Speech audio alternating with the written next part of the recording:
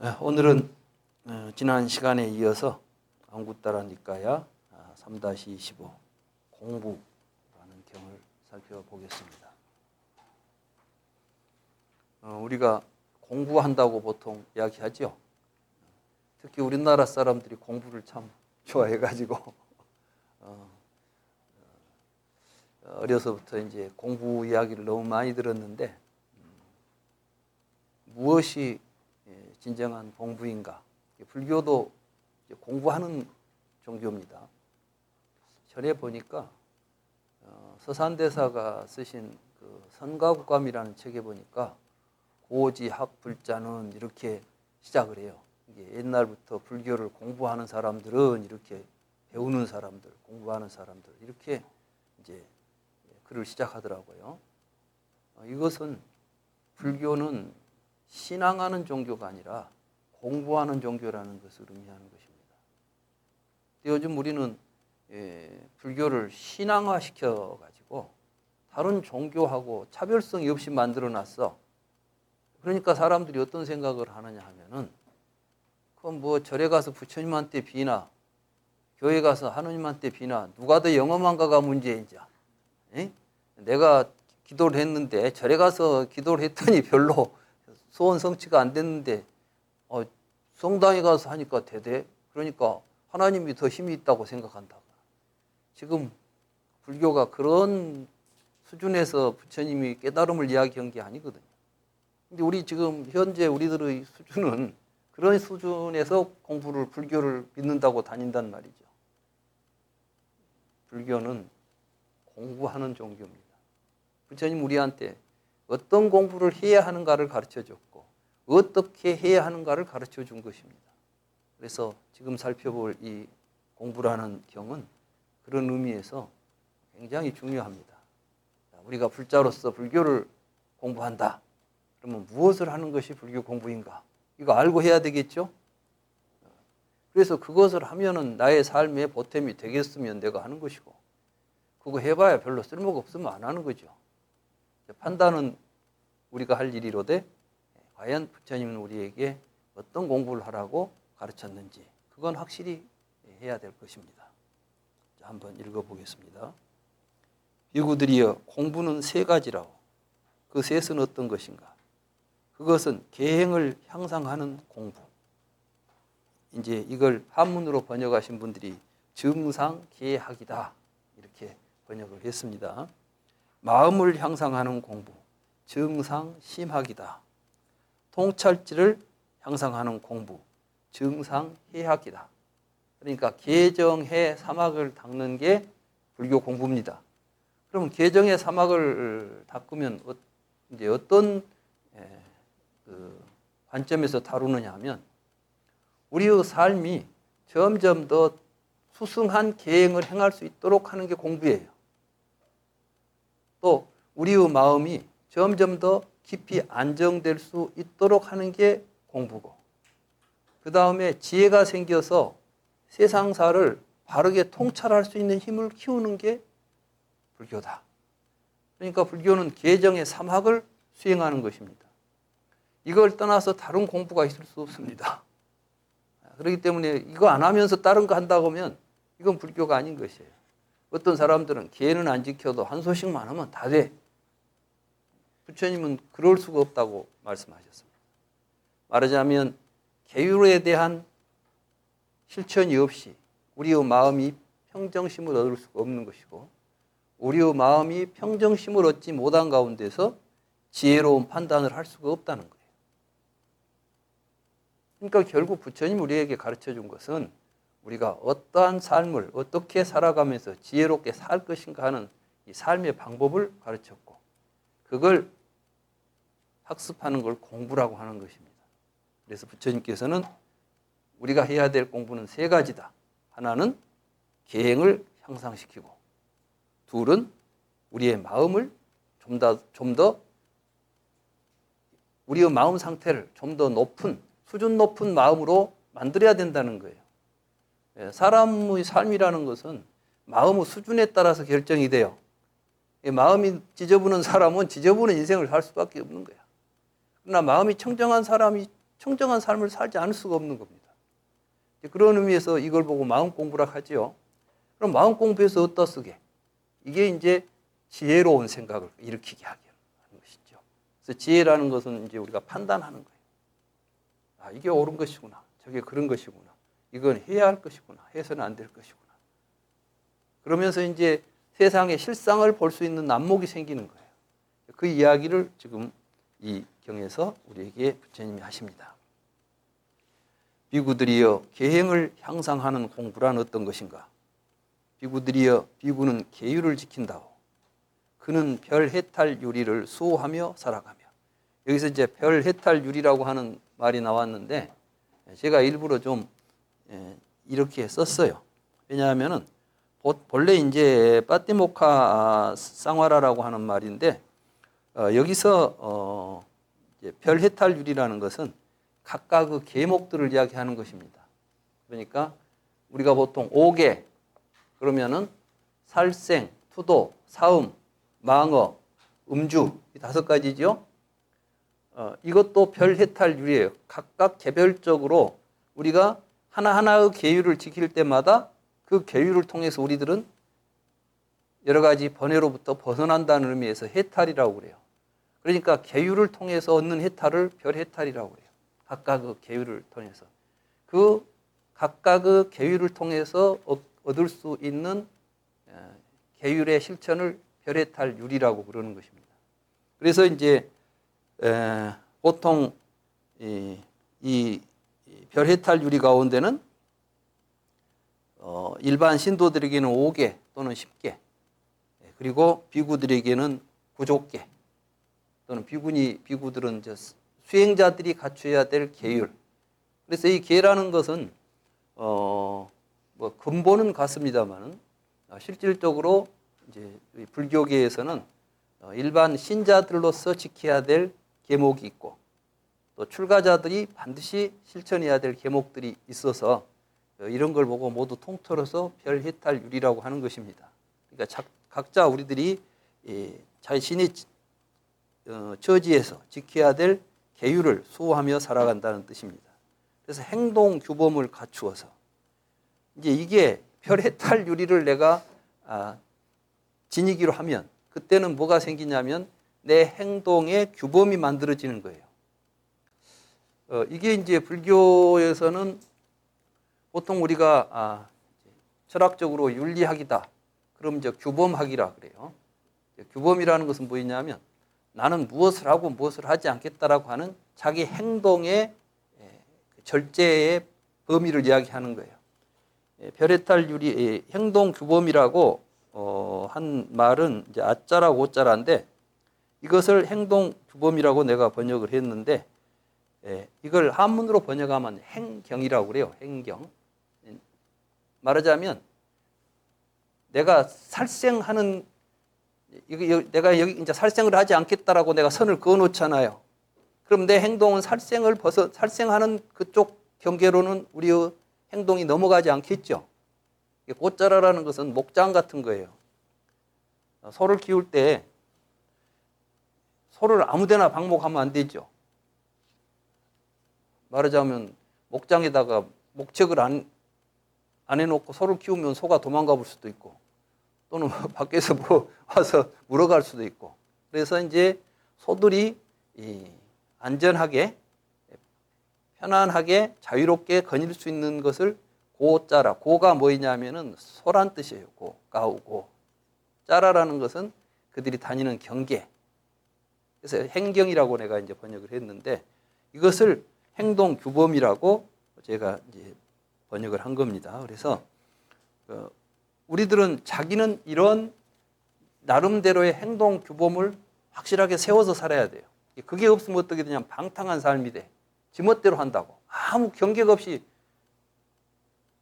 술을 마시지 않아야 될 자리에서 술을 마시고 뭐 이런 게 없으면 안 되잖아요. 근데 요즘 우리 주변에 보면은 마치 자유를 그런 경계가 없는 걸 자유라고 생각하는 사람들이 있어. 지멋대로 사는 게 자유라고 생각해. 근데 그거는 자유가 아니에요. 여기서 해탈이라는 게 자유인데 자유는 어디에서 가능하냐? 경계 안에서 가능한 거예요. 좀 해탈한 건 경계가 없어야 되는데, 벗어나야 되는데 천만의 말씀. 우리의 삶은 내가 그 행동 규범을 지켜서 그 안에 안주하지 않으면 자유로울 수가 없는 거예요. 자, 내가 내 멋대로 살고 싶어가지고 사람을 죽였다고 합시다. 내가 자유롭겠습니까? 그렇잖아. 사회로부터 나는 이제 내 삶에 엄청난 장애들이 만들어지고 구속이 시작되겠죠. 현실적으로 경찰이 와서 잡아가. 그래서 나는 구속이 돼가지고 감옥에 갇히게 돼. 그게 행경 없이, 말하자면은 규범 없이 살아간 사람들이 겪게 되는 사회적인 현실인 거예요. 그렇지만 여러분들이 살생하지 않고 도둑질하지 않고 삿된 음행하지 않고 살아간다면 누가 여러분들의 삶을 방해하겠어요? 그러니까 어리석은 사람 눈에는 구속처럼 보이는 것이 사실은 자유의 조건이 되는 거예요. 그래서 계율은, 불교에서 계율은 우리의 삶을 억압하고 구속하는 의미가 아니라 우리의 삶을 자유롭게 해준다는 의미에서 별 해탈이라는 말을 쓰는 거예요. 해탈율이다 이렇게 하는 겁니다. 아셨죠? 그러니까 여러분들이 자유롭고 싶으면, 해탈하고 싶으면 계율을 지켜야 되겠어요? 안 지켜야 되겠어? 계율을 내가 지키려고 세우는 순간 나에게는 뭐가 만들어진다고? 행동 규범이 만들어지는 거예요. 그래서 그 행동 규범을 통해서 하찮은 죄에서도 이제 두려움을 보게 돼. 내가 이제 행동 규범을 세워놓으면 아이고 이거 하면 안 되는데 이런 생각이 일어난단 말이에요. 뭐 하더라도 이거는 해서는 안 될 일이라고 우리가 생각하는 순간 안 하게 되죠. 자, 이런 것들이 우리들에게 익숙해진다면은 마약을 하겠어요? 요즘 우리 사회에 지금 굉장히 만연해 있는 게 마약이라고 해서 저도 깜짝 놀랐어요. 심지어는 고등학생까지 지금 마약에 손을 대고 있다고 그래요. 심각한 일이에요. 우리나라는 그래도 더 낫대. 미국은 더 심하대. 미국뿐이 아니라 세계 각국에 지금 이게 문제야. 왜 이런 일이 벌어졌냐 하면 바로 별해탈유리가 무너지고 행경이 깨져버려서 지멋대로 하니까 나온 문제들이에요. 그래서 재계라고 하는 문제, 계율을 지키고 사는 문제라고 하는 것은 얼른 잘못 생각하면 그런 것들이 종교적인 어떤 율법이 우리를 구속하는 것처럼 생각할 수도 있지만 그게 아니라 사실은 우리를 진정으로 자유롭게, 우리의 삶을 자유롭게 만드는 작업이다. 그래서 이제 부처님은 이렇게 이런 행경을 갖춰야만 뭐가 이게 해서는 안 될 짓인지 해야 될 일인지를 알게 되잖아요. 그래서 해서는 안 될 짓을 하려고 하면 항상 뭐가 느껴져? 두려움이 느껴져야 돼. 이걸 이제 그래서 학계를 수지하여, 학계를 수지한다는 것은 이제 이렇게 우리에게 부처님이 하지 말라고 가르쳐준 이런 가르침들을 내가 받아 지녀가지고 공부를 하게 되는 거. 이것을 계행을 향하는 공부다. 이렇게 이제 부처님 말씀하셨어요. 비구들이여 마음을 향상하는 공부란 어떤 것인가? 비구들이여 비구는 감각적 욕망을 멀리하고 불선법을 멀리하여 사유가 있고 숙고가 있는 멀리함에서 생긴 희열과 행복이 있는 초선을 성취하여 살아가고 다음으로 비구는 사유와 숙고를 억제하여 내적으로 조용해진 마음이 집중된 사유와 숙고가 없는 삼매에서 생긴 희열과 행복이 있는 제2선을 성취하여 살아가고 다음으로 비구는 희열과 이욕으로부터 초연하여 평정한 주의 집중과 알아차림을 하며 몸으로 행복을 느끼는 성자들이 평안한 주의 집중을 하는 행복한 상태라고 이야기한 제3선을 성취하여 살아가고 다음으로 비구는 행복감을 포기하고 괴로움을 버림으로써 이전의 만족과 불만이 소멸하여 괴롭지도 않고 즐겁지도 않은 평정한 주의 집중이 청정한 제4선을 성취하여 살아간다고. 이것을 마음을 향상하는 공부라고 한다고. 이게 이제 사선정입니다. 불교에서 선정을 닦는다고 하죠.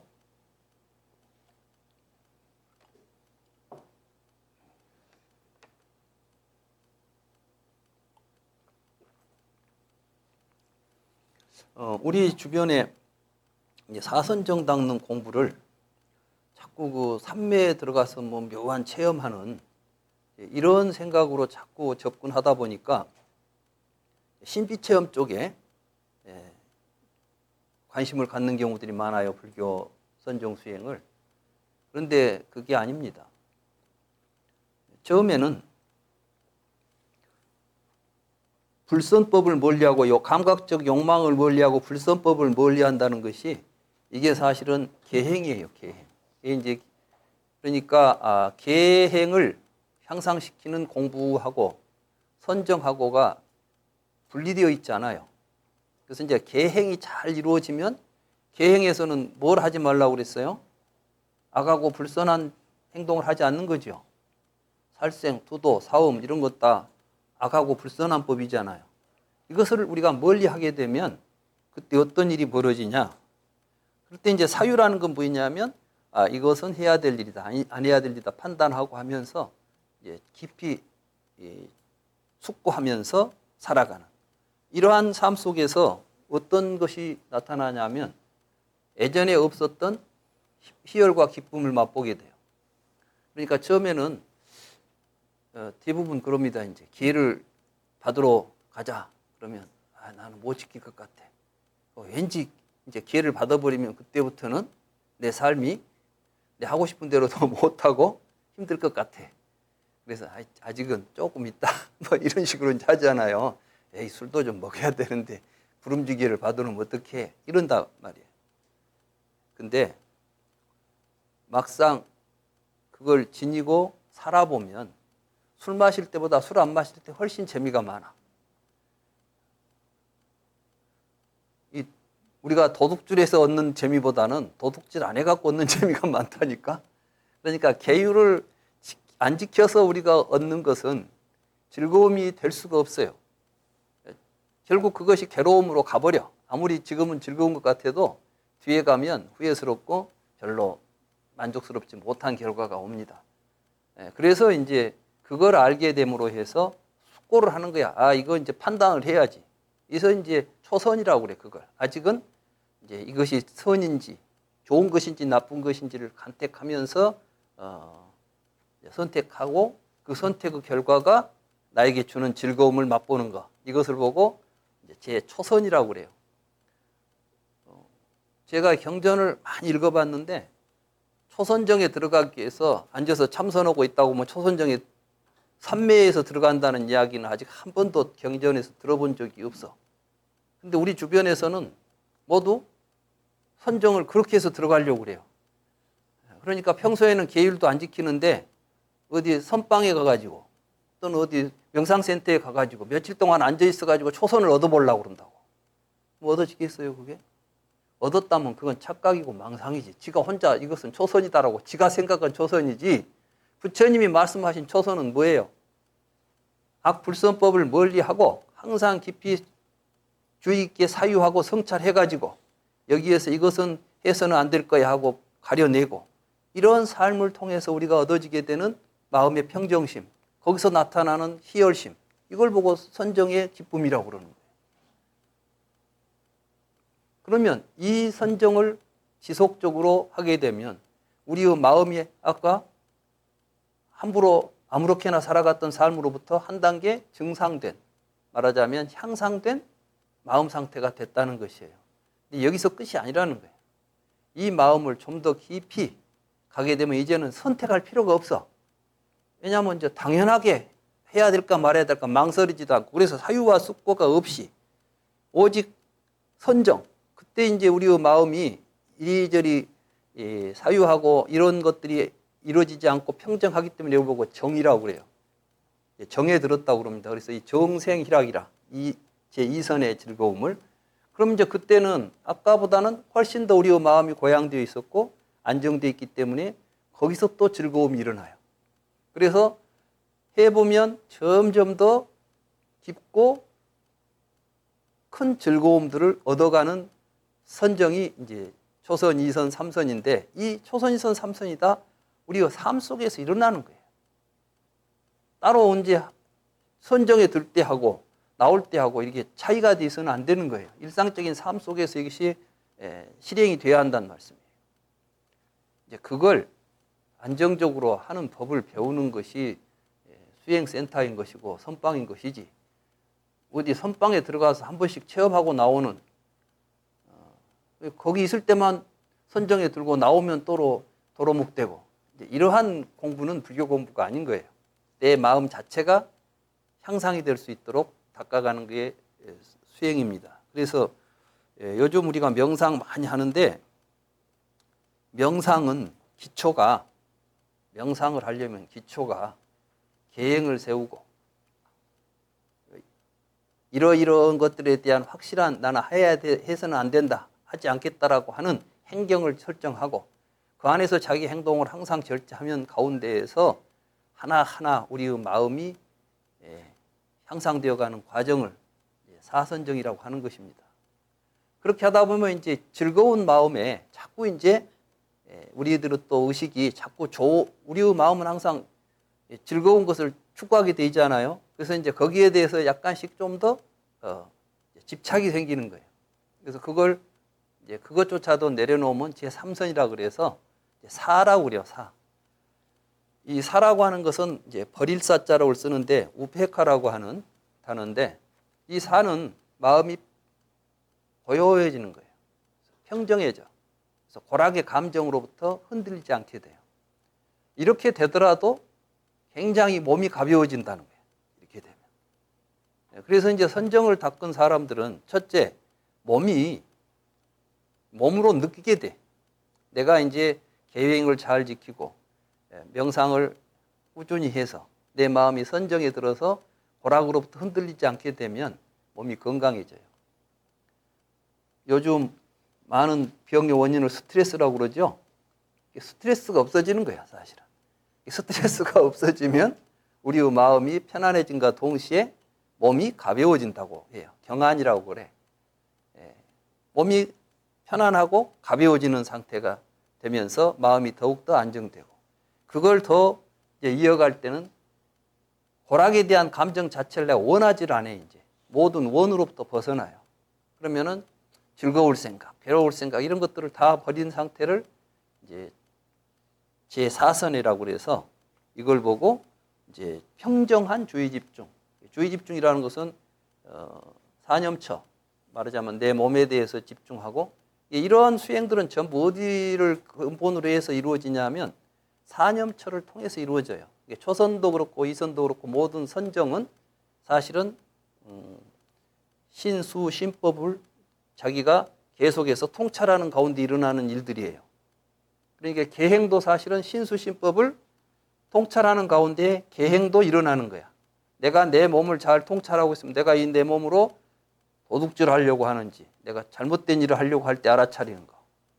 그래서 이제 이 사념처 수행은 그 자체가 계정의 3학을 동시에 포함하고 있어요. 사념처 수행 따로 있고 계정의 3학 공부 따로 있는 게 아니라, 사념처 수행을 통해서 처음에는 계율에 대한 생각에서부터 시작해가지고 점점 더 깊이 있게 사념처가 수행되는 가운데, 이제 제4선에 가면은 평정한 주의 집중이라는 것은 어떤 것에도 고락의 감정에 휩쓸림이 없이 고요한 상태에서, 이런 이제 마음 상태를 명경지수라고 하죠. 물에 바람이 불지 않으면 파도가 일지 않고, 파도가 일지 않으면 물은 모든 사물을 있는 그대로 비춰내요. 거울처럼. 그리고 이제 명경이라고 그러죠.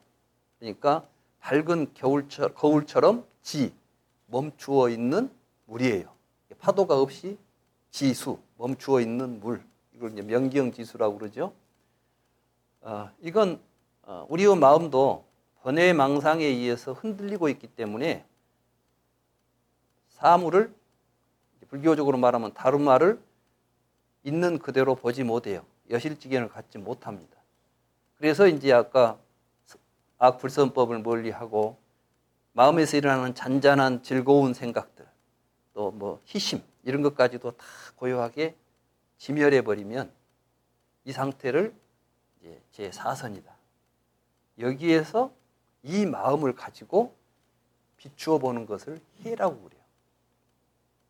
말하자면 우리의 마음이 명경지수가 되면 자연스럽게 있는 것을 있는 그대로 비추어내는 힘이 생기는 거예요.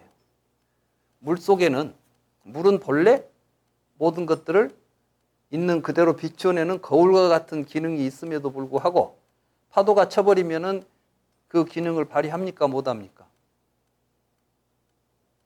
못하지 않아. 그런데 그거 파도를 잠재우는 작업이 사실은 사선정인 거예요. 그렇게 해서 사선정을 통해서 파도가 그쳐버린. 그래서 이제 불교 수행을 지관법이다. 지라는 것은 멈춘다는 뜻이고 관이라는 것은 본다는 거죠. 멈추어야 보이는 거예요. 어떻게 멈추어야? 모든 망상이 멈추고 마음을 고요하게 하고 있으면 세상의 사물들이 실상을 볼 수 있는 힘이 생기는 거예요. 그 힘은 파도 치고 있는 물이라고 해서 본래 없는 건 아니죠. 있어. 그렇지만은 파도 때문에 그 기능이 못 나오고 있는 거예요. 그래서 이걸 보고 본래 있다 이렇게 말하는 것이지 뭐 거울이 속에 본래 있는 건 아니야. 그러니까 그걸 우리가 본래 우리의 마음의 기능을, 능력을 드러내려고 한다면 반드시 필요한 게 지혜예요. 멈추는 작업이라고. 그렇게 했을 때를 제4선정이라고 그러고 그 선정이 이루어져야만 그게 또 해가 거기서 지혜가 반야가 드러나는 것입니다. 그래서 이 세 가지가 계정해가 사실은 하나의 수행 과정이겠죠. 계 수행 따로 하고 선정 수행 따로 하고 따로 하는 것 아니에요. 동시에 함께 벌어지는데 순서는 또 이런 순서가 있는 것이죠. 그래서 이것을 마음을 향상하는 공부라고 한다. 비구들이여 통찰지를 향상하는 공부란 어떤 것인가? 비구들이여 이제 우리가 지혜란 것은 어떤 것인가? 비구는 이것은 괴로움이다라고 있는 그대로 통찰하고 이게 아주 중요한 말입니다.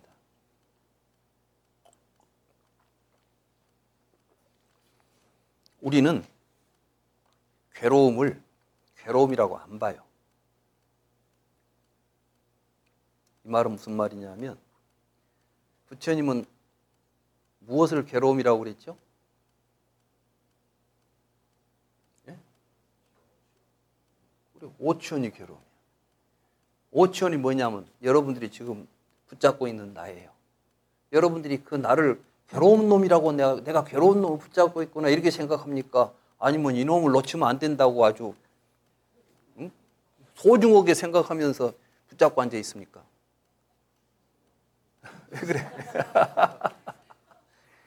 여기 이것은 괴로움이다라고 통찰한다는 말을 여러분들은 이 말 읽으면서도 뭔 말인지도 모르고 이렇게 괴로움을 보는 것 같구나. 근데 무엇이 괴로움인지를 정확하게 파악하는 거예요. 부처님은 이제 사성제를 이야기할 때 뭐라고 그랬어요? 생로병사가 괴로움이다 그랬죠? 그 말은 이해가 잘 돼. 생로병사는 괴로움이다. 애별이교 괴로움이다. 좋아하는 것도 오고 멀어지는 거 괴롭죠. 원증해고 미운 놈 만나는 것도 괴롭지. 원하는 거 구부듣고 원하는 것 얻지 못하는 거 괴로움이야. 이거는 3살 먹은 애기도 다 알아. 그 뭐 마음의 선정을 닦아갖고 가야 아는 것 아니에요 이거는. 근데 이 모든 괴로움의 뿌리가 뭐냐?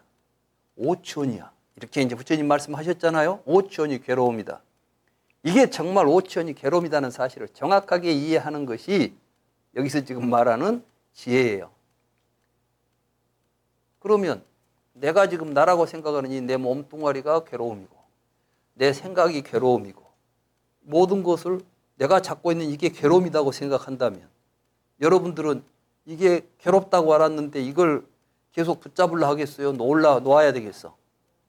그래, 지혜가 이걸 놔야 된다는 것을 아는 순간 괴로움으로부터 해탈이 일어나는 거야. 그 정도 되려면 마음이 평정해지면 욕심도 없고 이렇게 되면 이것들이 굉장히 나를 괴롭히는 것이구나 하는 것이 여실하게 느껴지는다는 거야. 체험적으로 그게 와야 이제 지혜라고 말하는 것이지. 지금 말로만 지혜해서는 안 돼요. 그래서 통찰지를 향상한다는 것은 이것은 괴로움이다라고 있는 그대로 통찰하고 이것은 괴로움의 쌓임이다. 또 또 오자가 나오네. 괴로움을 쌓입니다. 그러니까 괴로움에 쌓입니다. 이게 이제 괴로움의 싸움이라는 것은 무엇이냐 하면 부처님께서 괴로움의 쌓임을 우리에게 설명했어요. 그게 12연기예요. 무명을 연하여 행이 있고 행을 연하여 식, 명생, 유깁, 촉수, 외주, 유생, 노사, 순대, 고, 취, 집이라고 돼 있어요. 이게 순전한 괴로움 덩어리의 쌓임이 어떻게 일어나느냐. 그러니까 오온이라고 하는 것을 나라고 집착하는 이 마음이 오온은 망상덩어리거든. 실제로 내가 아닌데 우리가 나라고 붙잡고 있는 허망한 망상덩어리들이 무지로부터서 어떻게 전개되어 나오는가를 부처님이 설명해 준 게 12연기의 유전문이에요. 그러니까 여기서 이제 이 반야를 통해서 우리가 통찰할 수 있는 내용이 바로 연기의 통찰인 거예요. 그러니까 이 연기의 통찰을 볼 수 없는 선정을 하고 있으면 그 선정은 해봐야 아무 의미도 없는 선정. 조용히 앉아 있으니까 기분이 좋고 뭐 전에 못 보던 것이 무엇이 보이기도 하고 이것을 선정의 깊이라고 생각하시면 안 돼. 그런 건 이제 잠자다고도 나오고 그래. 그러니까 그런 건 하나도 중요한 것이 아니고 정말 중요한 것은 정말 내가 나라고 붙잡고 있는 이 나라고 하는 망상덩어리가 이러한 과정을 통해서 만들어지고 있구나 하는 것을 보는 걸 보고 집이라고 그래요. 의식이 쌓인다는 뜻이에요. 그걸 통찰할 수 있어야 돼. 이것은 괴로움 소멸이다. 무명이 사라지면 이것은 사라지는구나 라고 소멸을 통찰해야 돼. 그 다음에 이것이 괴로움 소멸에 이르는 길이구나. 이걸 우리가 알았을 때 우리는 이제 어떻게 돼요? 그 길을 가게 되는 거예요. 그러니까 우리가 반야를 통해서 성취하는 것은 뭐예요? 삶의 길을 찾는 것이죠. 그러니까 계정의 사막을 공부하고 그 계정의 사막을 공부하여서 우리가 얻는 건 뭐예요? 사성제에 대해서 정확하게 깨닫고 사성제를 실천하는 거예요. 그러니까 불교 공부라는 게 계정의 사막 공부하는 것이나 12연기를 통찰하는 것이나 팔정도를 실천하는 것이나 다 똑같아요. 그래서 팔정도를 다시 사막으로 나누면 팔정도 자체가 계정의 사막인 거예요. 그런 우리 공부했었죠? 쌍일다에서 공부했을 겁니다. 그래서 이것은 괴로움이다라고 있는 그대로 통찰하고 괴로움의 쌓임이다. 괴로움의 소멸이다. 괴로움의 소멸에 이르는 길이다라고 있는 그대로 통찰한다는 것이 여실직견이에요. 그러니까 어떤 이론을 가지고 해석한다거나 이게 아니라 이렇게 되고 있구나 하는 것을 자기 자신의 삶 속에서 이런 것들이 계속해서 쌓여서 이런 것이 만들어지고 있구나 그걸 보여야 된다니까. 이걸 보고 반야라고 그래요. 통찰지라고 그러고. 그래서 뭐 이해해가지고 단어를 외운다고 해서 되는 게 아니에요. 그러면 비구는 번뇌를 소멸하고 무르의 심의 탈과 해의 탈을 지금 여기에서 스스로 체험지로서 체득하고 이제 자기가 체험을 하게 되는 거야. 그걸 알게 되고 실천하게 되면 그래서 이제 그 체험지로서 살아가는 거예요. 그러니까 우리 불교 공부는 여실직견을 가지고 다른 삶을 살아가기 위해서 공부하는 겁니다. 그렇지 뭐 특별하게 신통력 얻으려고 하지 마세요. 신통력은 이걸 보는 게 신통이라고 그래. 이거는 우리가 깊이 통찰하지 않으면 이 세계를 들여다볼 수가 없어요. 맞죠? 여러분들은 아직 생각도 못했잖아. 나라고 하는 게 괴로움의 실체고 이 나라고 하는 이 괴로움 덩어리가 어떻게 해서 만들어지는지는 상상도 못했잖아요. 다 뭐 부모님이 나를 낳으시고 죽으면 나를 누가 데려갈고 이런 거나 생각했지. 근데 부처님은 그런 우리가 나라고 붙잡고 있는 건 부모님이 만들어준 놈도 아니고 죽어서 어디 갈 놈도 아니고 우리가 살아가면서 무지로 인해서 망상을 모아서 쌓아놓은 덩어리들이다. 이 오온이에요. 5가지 덩어리들. 그것을 네가 나라고 붙잡고 있다. 오취온이라고 부르는 것이고. 그걸 우리는 갈망하면서 사는 거야. 그래서 그걸 가래라고 그래요. 그래서 가래에 의해서 계속 이게 이제 모이는 것을 보고 집이다고 부르는 것이고. 이제 이걸 통찰한다는 거니까 지금 이 이야기는 간단한 이야기 같아도 불교의 수행과 교리를 총체적으로 지금 설명하고 있는 내용입니다. 저는 불경을 읽어보면 어느 불경이나 그 안을 들여다보면 전체적인 내용이 항상 그 안에 깔려 있어요. 깊이 들여다보면 하나의 말씀 속에 이미 부처님이 우리에게 했던 모든 가르침이 다 함축되어 있다.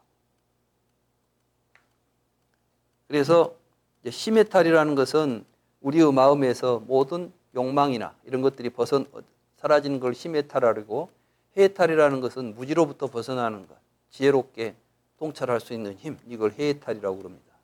이것을 어디에서? 지금 여기에서. 우리는 누구나 다 지금 여기에서 스스로 체득하고 그걸 성취해서 살아가게 된다. 이것을 열반이라고 그래요. 부처님이 이제 우리에게 가르쳐준 열반은 이겁니다. 비구들이 이것을 통찰지를 향상하는 공부라고 한다. 불교 공부하는 사람은 이 세 가지를 공부하면 된다는 겁니다. 이거 말고 다른 공부는 조금 더 관심 갖지 마세요. 여기서부터 벗어나는 순간 여러분들은 이제 삿된 길로 갑니다. 공부는 세 가지. 개정의 사막을 통해서 우리의 삶의 질을 높인다. 아시겠죠?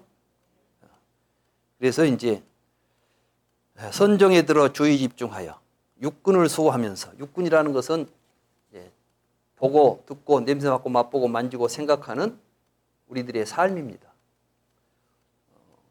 대부분 육근을 눈, 코, 귀, 혀 이렇게 말해 놓으니까 얼굴에 붙어있는 눈, 귀, 코 이걸 육근이라고 우리가 보통 말하는데, 원래 인드리아라는 말 속에는 신체적인 감각적 기관을 의미하는 것이 아니라 그 행동을 이야기해요. 활동을.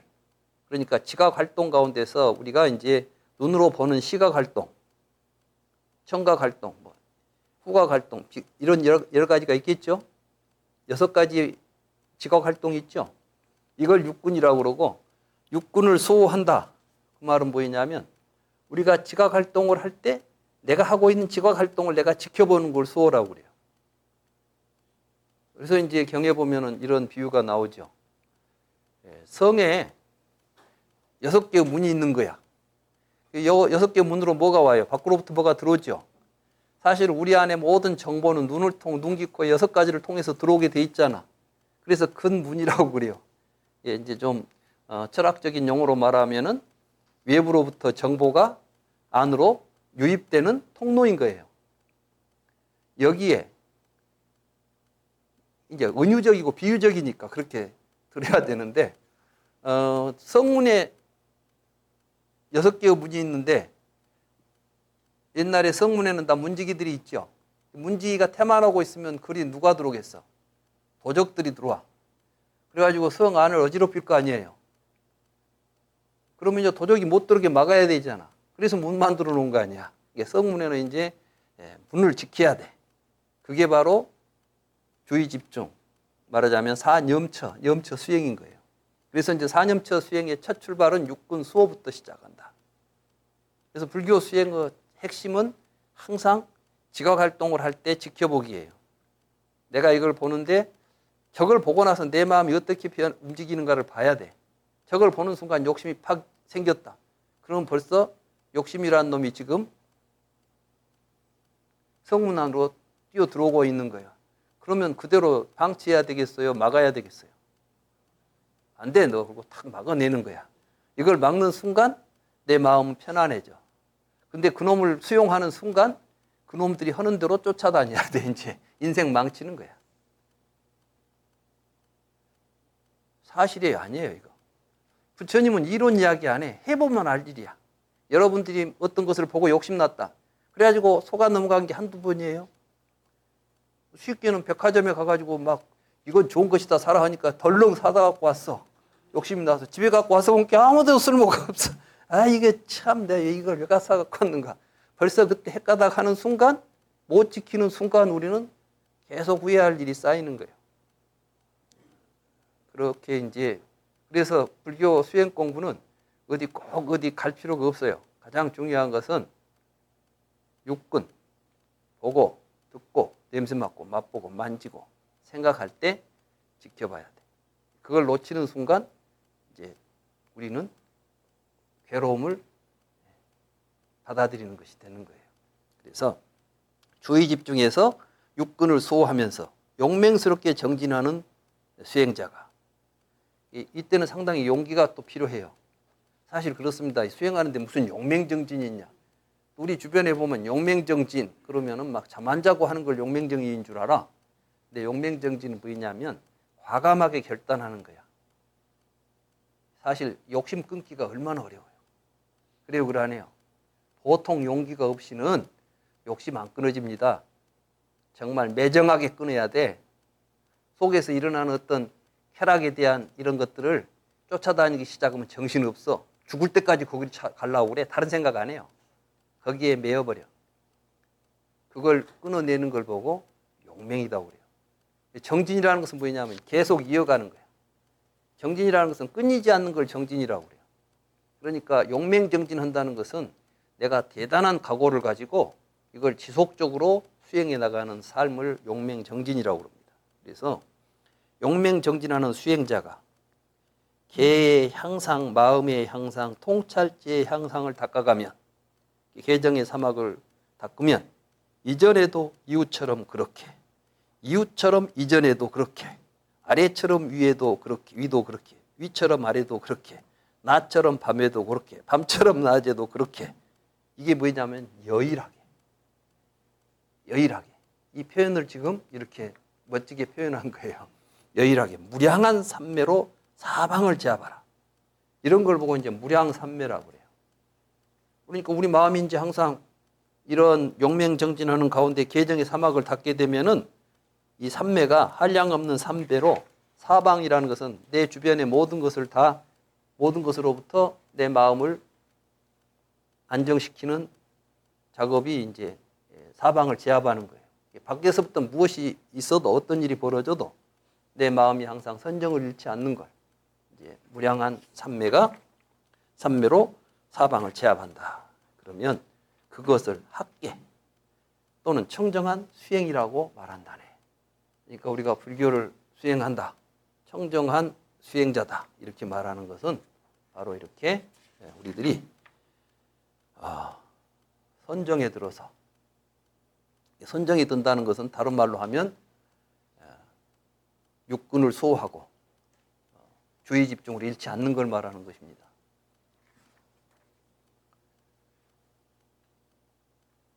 분별하는 마음이 소멸함으로써 가래가 파괴되어 해탈한 사람. 이게 이제 12연기에서 보면 무명을 연하여 행이 있고 행을 연하여 식이 있잖아요. 이 식에 의해서 모든 분별이 일어나게 되면 그 분별의 대상에 대해서 자기가 갈망하는 것들이 나타나게 돼요. 그래서 이제 식이 멸하면 가래도 멸하게 되어 있습니다. 연기에 보면 무명이 멸하면 다 멸하게 되어 있죠. 그러니까 이건 이제 12연기의 환멸문을 이야기하는 거예요. 분별하는 마음이 소멸함으로써 가래가 파괴되어 해탈한 사람. 번뇌의 불길이 꺼져서 마음이 해탈한 사람. 그를 세간에서 바르게 깨달은 분. 이게 이제 정각이에요. 부처님이 깨달은 정각은 바로 이 경지입니다. 현자. 우리가 이제 현명한 사람. 이렇게 말하죠. 목적지에 간 사람이라고 말한다네. 우리 불자들이 인생에서 목적은 뭐겠어요? 바로 이 삶을 살기 위해서 공부하는 게 우리 불교 불자들의 공부의 목적이고 근본이 되는 것입니다. 사실 참 시원하죠. 오늘 우리가 불교 공부하는데 복잡하게 뭘 해야 될지 머리 아팠는데 오늘 이 말씀을 들으니까 그렇구나. 개정의 사막을 닦아서 우리가 해탈을 성취할 수 있겠구나. 이게 진정한 해탈이구나. 길도 그렇고 우리 인생도 그렇습니다. 목적지가 없는 여행은 방황이에요. 어디로 갈지를 모르고 돌아다니는 거예요. 평생을 돌아다니는데 어디로 갈지를 모르고 목적지가 없이 돌아다니면 이것은 방황이야. 맞죠? 목적지가 없이 인생을 산다는 것은 인생이 결국은 뭐예요? 아무 의미도 없이 방황하다 마는 거야. 지금까지 여러분들은 어떤 목적을 가지고 살아왔습니까? 부처님께서 이런 말씀을 하셨어요. 우리는 생로병사를 겪는 것을 거기에 의지해서 살려고 한다는 거예요. 그러니까 우리는 이제 내 몸이라는 거, 우리 보통 보면 그러죠. 나를 위해서 살잖아요. 우리 누구나 다 인생의 목적은 나지 않겠어요? 나를 위해서 살아. 너 누구냐? 우리는 일단 내 몸을 가지고 내 몸을 위해서 살죠. 그래서 평생 몸에다 이제 여러 가지 정성을 바치지 않습니까? 입혀주고, 먹여주고, 다듬어주고. 근데 결국 어떻게 돼? 늙고 병들어 죽어. 그럼 결국 나는 늙고 병들어 죽으려고 평생 산 거야. 안 그래요? 여러분들은 마음을 만족시켜주고 싶었어. 그래서 욕심을 부리고 해봤어. 근데 그 마음이라는 것이 여일합니까? 결국 그것도 죽습니까? 이게 생로병사예요. 우리는 여기서부터 벗어나지 못하고 살았다는 거예요. 이 삶 자체가 괴로움이라는 거예요. 그래서 이제 그 실상을 찾아가고 그 괴로움으로부터 벗어나기 위해서 붓다가 출가했던 것이고, 붓다는 무엇을 깨달았어요? 이게 무지로부터 일어난 망상 덩어리였구나. 이걸 깨닫고 여기서부터 목적지라는 것은 참된 자신의 삶의 목적지를 찾아간 거예요. 그럼 부처님은 어떤 삶을 살았죠? 부처님이 깨닫고 산 삶을 한번 봅시다. 깨닫고 나서 나는 다 깨달았으니 이제 끝. 다 목적 완성했어, 달성했어, 그리고 말았어요? 그렇지 않아요. 부처님은 나라고 할 만한 것이 없다는 사실을 깨달음과 동시에 이 모든 존재들과 어우러져 있는 나 아닌 것이 없는 나의 모습을 터득한 거예요. 그래서 이제 일체 중생을 위해서 사는 거예요. 옛날에는 내 한 몸을 위해서 살았어. 우리는 전부 내 한 몸을 위해서 인생을 살아요. 악착같이 살죠. 서로 다투고 싸우면서 살죠. 그런데 이게 허망한 놈이라는 헛개비 이 장난이라는 것을 아는 순간 우리는 그 삶을 더 이상 가질 수가 없는 거예요. 법구경에서 부처님이 말씀하셨죠. 다른 사람들은 알지 못한다. 우리는 죽어가고 있다는 사실을. 그러나 그것을 아는 사람은 누구와도 다투지 않게 된다. 그래서 이제 결국 우리는 모두가 다 나라고 하는 망상을 털쳐버리고 나면 우리 모두가 다 한 몸, 한 생명이 되어서 살아가는 이 자리를 바르게 깨달고 목적지에 가는 것입니다. 그래서 우리는 이제 우리의 삶의 목적을 좀 더 정확하게 설정합시다. 그래서 그 목적을 달성하기 위해서 공부하는 것이죠. 그 목적이 뭐예요? 열반이죠. 하잘 것 없는 죽어가는 인생 살지 말고 죽음 없는 인생 살자. 그 목적을 향해서 간다면 그동안 여러분들이 아무리 허망하게 돌아다녔다 하더라도 이제 그 목적지를 하나 설정하는 순간 여러분들의 인생은 방황이 아니라 길을 가는 여행자가 되고 여러분들 스스로가 수행자가 되고 스스로 삶의 주인이 되는 것입니다. 그래서 이 경은 참 너무나 의미가 깊습니다. 시간이 많이 됐습니다. 그래서 잘들 쉬셨습니까? 네.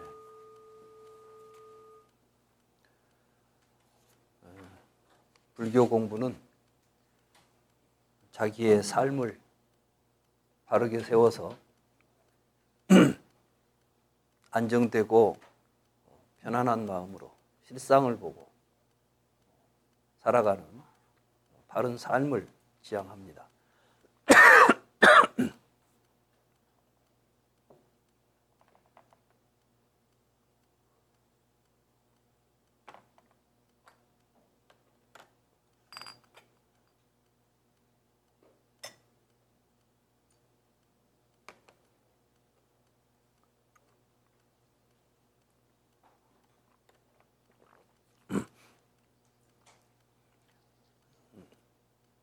그 삶을 불교적인 용어로 표현하면 업입니다. 근데 이 업이라는 말 자체가 제가 자주 말씀드렸습니다마는 까르마라는 말이 인도에서 동일한 의미로 사용되지 않습니다.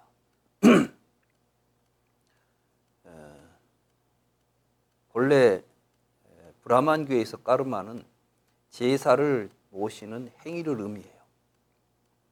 그러니까 모든 것은 신에 의해서 세계가 움직여요. 그런데 내가 어떤 행동을 해가지고 좋은 결과를 받아야 되잖아요.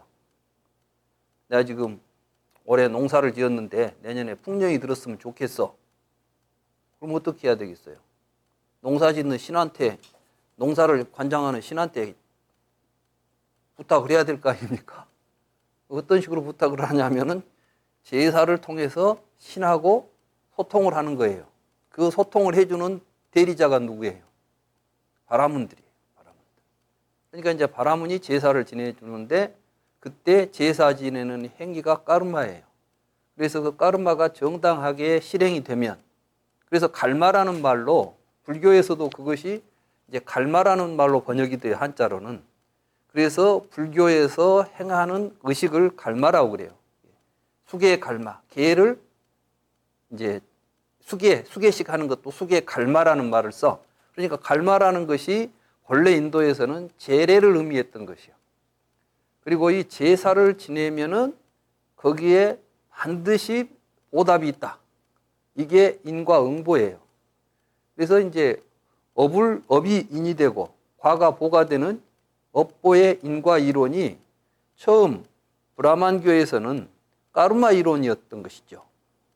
그래서 그 까르마 이론을 가지고 행해진 인도의 고대 전통의 어떤 그 브라만교의 문헌이 바로 브라마나라고 하는 성전이에요.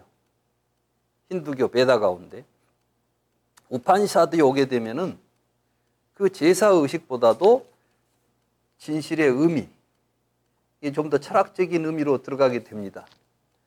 그래서 이제 이 까르마라고 하는 것은 하나의 그 업도이고, 그 다음에 이제 이것은 진실한 철학적인 의미에서의 진실을 이해하는 이러한 것은 우파니샤드에서 다루었던 주제예요. 그래서 우파니샤드로 넘어오면서부터는 제사의 의례보다는 그것들이 갖게 되는 의미에 추정해가지고 브라마는 무엇인가, 아트마는 무엇인가, 이런 질문을 던지고 거기에 대답하는 철학적인 사색이 일어났던 것입니다. 그 과정에서 인도의 새로운 사상들이 부지기수로 이제 올라오는 거예요. 그게 뭐냐면은 무슨 신이 있어가지고 하겠느냐. 그래서 이제 유물론자도 나오게 되고 갖가지 철학들이 나오는 가운데 까르마 이론도 변질이 됩니다. 그래서 이제 처음 고행주의자들이 나와가지고 까르마라는 것은 우리가 행동을 하게 되면은 영혼의 침투에 들어오는 물질이라고 봐요. 까르마 자체가 이제는 이 쇠나 산이나 뭐 원자나 분자처럼 하나의 이 우주를 구성하고 있는 요소들인데, 그 까르마가 내가 나쁜 행위를 했을 때 우리의 영혼 속으로 침투해 들어온다. 이걸 보고 흘러 들어온다 그래서 루라고 불렀던 거예요. 루. 우리가 보통 번뇌라는 말 쓰죠. 이 번뇌라는 말도 부처님이 처음 쓴 말이 아니야. 아사와라고 하는 건데 흘러 들어오는 것이에요. 이 흘러 들어오는 이 누를 까르마가 흘러 들어온다는 의미에서 썼던 것이고, 까르마가 들어오게 되면 우리 몸 안에서 어떤 일이 벌어지겠어요?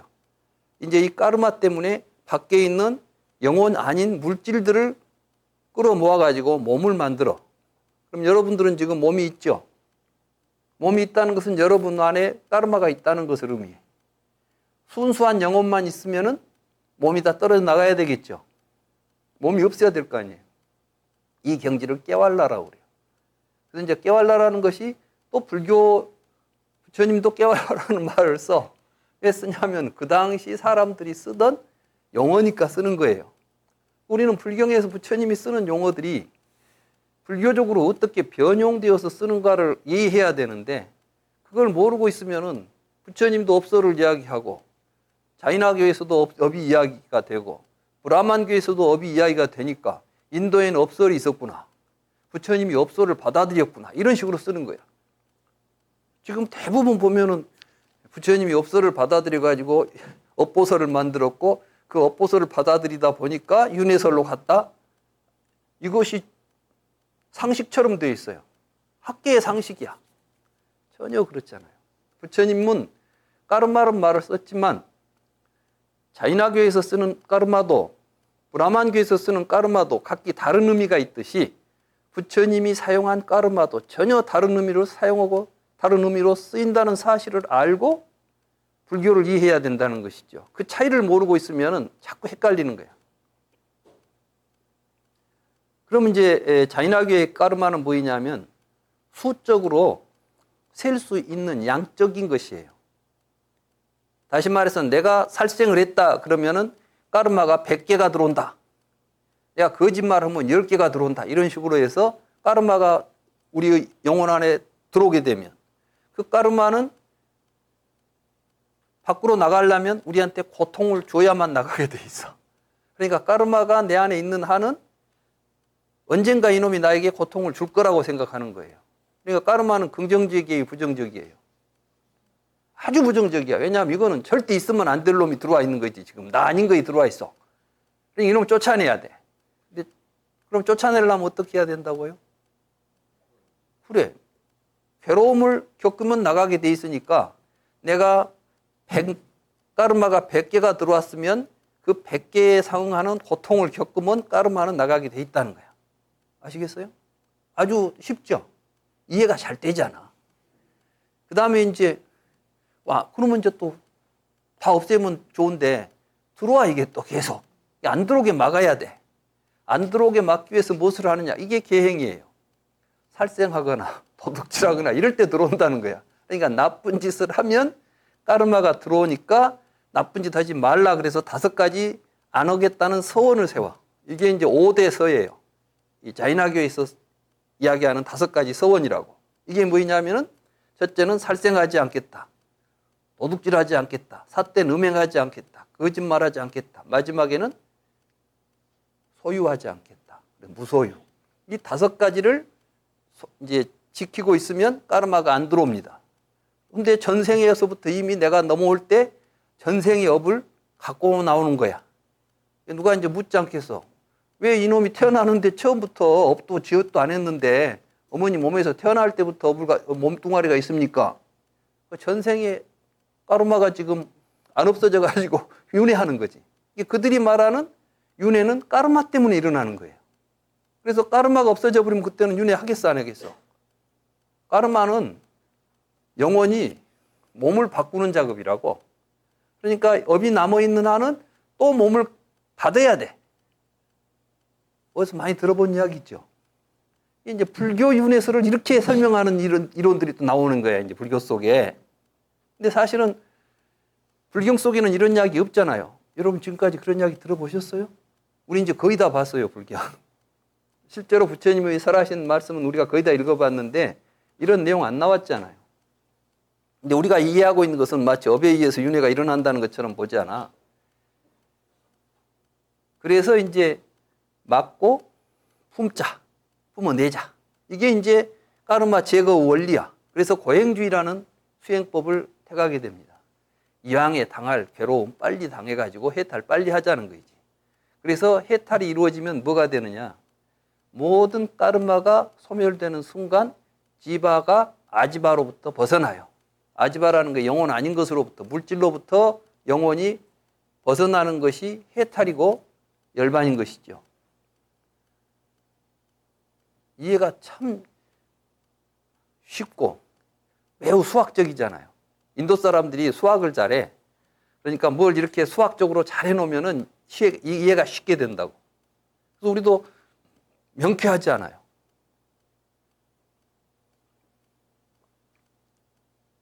그 까르마. 그래서 이제 까르마는 그러니까 우주의 이 물질과 정신이라는 것이 같이 결합하고 흩어지는 원리이기 때문에 내가 의도를 하든 의도를 하지 않든 간에 어떤 행위를 하면 기계적으로 이것은 필연적으로 까르마는 들어오게 돼 있어. 내가 모르고 가다가 개미를 밟았어요. 살생이죠. 그러면은 나는 까르마가 들어오기를 원치 않고 있지만 내가 밟는 순간 까르마는 알아서 와버려 그냥. 그러니까 어떤 업이든지 간에 의도와는 상관없어요. 그 행위가 이루어지는 순간 오는 거야. 그래야 보편적이지 않겠어요. 그래서 이제 그걸 안 하기 위해서 빗자루로 쓸고 다니고 밥을 먹을 때 물을 먹을 때도 체에 걸러서 먹고 절대로 살생을 안 해야 돼. 근데 부처님은 그런 말씀을 하시잖아요. 어떻게 하냐면은 의도하지 않은 것은 업이 아니다. 내가 의도를 해야만 업이다. 그 다음에 업에는 좋은 업과 나쁜 업이 있다. 그러니까 이제 업이 다 나쁜 게 아니야. 부처님은 그래서 나쁜 업을 짓지 말고 좋은 업을 지으라고 가르쳤어. 그러니까 부처님이 말씀하신 업의 개념은 이제는 우리의 인간 행위의 모든 것을 업이라고 표현한 거예요. 이건 전혀 다른 맥락이죠. 그렇기 때문에 부처님이 말씀하시는 업은 수학적으로 엄밀하게 계산되는 그런 종류가 아니에요. 이 경은 지금 이제 소금덩어리라는 이 경이 바로 이 불교의 업설의 그 의미를 굉장히 잘 보여주기 때문에 중요한 경입니다. 한번 읽어봅시다. 사람들이여, 비구들이여, 사람이 어떤 업을 지으면 지은 그대로 받게 된다라고 말한다면, 비구들이여, 그러면 이것이 지금 지은 그대로 받는다는 말이 우리가 알고 있는 부처님의 인과법이죠. 근데 부처님은 이렇게 말씀하고 계셔요. 그렇다면 청정한 수행을 하는 사람도 없고 바르게 괴로움을 종식할 기회도 시설되지 않는다. 비구들이여, 사람이 업을 지어서 받게 되는 것은 지은 업이 조건에 의해 달리 성숙한 과보다라고 말한다면, 비구들이여, 그러면 청정한 수행을 하는 삶도 있고 바르게 괴로움을 종식할 기회도 시설된다. 그러니까 여기서 이제 분명하게 이해해야 될 게, 업을 지어서 받게 되는 그 결과는 어떻게 되냐면은 업의 조건이, 내가 업을 지었는데 주변의 조건이 결과를 야기하는데 영향을 주고 있다는 거예요. 그러니까 업이 바로, 자인화교회는 뭐였어요? 하나의 업을 지으면 꼭 그만한 보호를 받고 나가야 되지. 지금 여기서 지은 대로 받게 된다는 이 말은 부처님이 지금 자인화교회 그 당시 고행주의자들의 업설을 비판하는 말이에요. 그렇지만 그렇다고 해서 업보를 부정하는 것이 아니라 내가 어떤 업을 지었을 때 그 결과가 올 때는 직선적으로 오지 않고 상호 관계 속에서 결과가 나타나는 거예요. 사과를 심었더니 반드시 사과가 나옵니까? 거름도 안 하고 뭐 방치해 두고 병충해 와버리면 사과가 열리겠어, 안 열리겠어? 사과 씨에서 사과가 나오는 건 맞아. 그렇지만 그렇다고 해서 하나 심었으니까 그 다음에 10개가 나오고 똑같이 결과가 나오지 않는다. 그러면은 하나의 원인이 결과로 나타나기까지는 많은 조건들이 거기에 관여한다는 거야. 무슨 이야기인지 알겠죠? 우리 인생살이가 그래요. 그래서 항상 하나의 행위만 중요한 게 아니라 내 주변에 있는 내 주변의 모든 관계에 대해서 우리가 항상 그 좋은 관계를 맺으려고 노력할 필요가 있는 것이죠. 그래서 비구들이요, 그러면 청정한 수행을 하는 삶도 있고 바르게 괴로움을 종식할 기회도 시설이 된다. 비구들이 어떤 사람은 사소한 악업을 지어도 지옥에 떨어진다. 그렇지만 어떤 사람은 그와 같은 사소한 악업을 지어도 지금 여기에서 받으면서, 그러니까 이제 죽어서 지옥으로 가는 게 아니라 지금 여기 살아있는 이 현실에서 그 결과를 받는데 실로 많기는 고사하고 아주 조금도 받지 않는 것처럼 보여. 그러니까 우리가 보면 어떤 놈이 못된 짓을 했는데 왜 저렇게 잘 사는고, 우리가 이렇게 보는 것은 업의 결과가 없어서가 아니라 결과가 전혀 없지는 않지만 어떻게 보면은 우리가 인과를 그래서 인과가 없는가 봐 이렇게 생각할 정도로 보일지 모르지만 그 이유가 뭐냐? 비구들이여 사소한 악업을 지어도 지옥에 떨어지는 사람은 어떤 사람인가? 비구들이 어떤 사람은 몸을 닦지 않고 계획을 닦지 않고 마음을 닦지 않고 통찰지를 닦지 않고 옹졸하고 소심하고 초라하고 비참하게 살아간다고. 비구들이여 이런 사람은 사소한 악업을 지어도 지옥에 떨어진다고. 비구들이여 그와 같은 사소한 악업을 지어도 지금 여기에서 받으면서 실로 그 과보가 많기는 고사하고 아주 조금도 받지 않는 것처럼 보이는 사람은 어떤 사람인가? 비구들이 어떤 사람은 몸을 닦고 계행을 닦고 마음을 닦고 통찰치를 닦고 너그럽고 대범하고 거침없이 살아간다고. 비구들이여 이런 사람은 그와 같은 사소한 악업을 지어도 지금 여기에서 받으면서 실로 많기는 고사하고 아주 조금도 받지 않는 것처럼 보인다고. 비구들이여 비유하면 어떤 사람이 소금덩어리를 작은 물그릇에 넣는 것과 같다고. 비구들이 어떻게 생각하는가?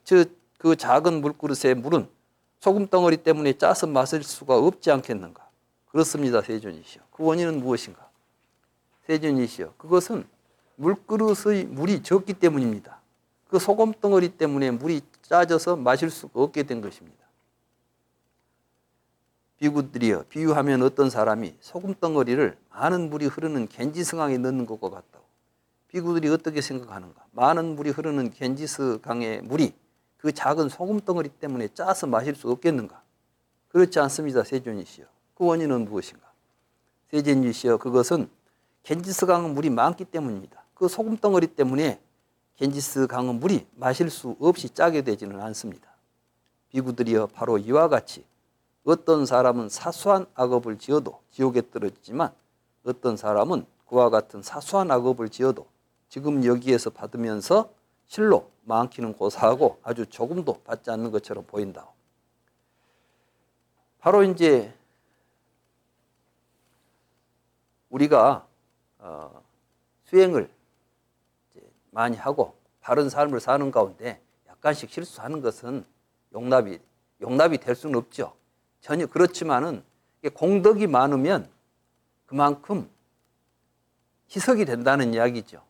근데 공덕조 지어놓은 것도 없고 가진 것도 없는데 우리 주변에 보면 그러잖아요. 지금 소매치기만 해도 갔다가 부속으로 막 하고 하는데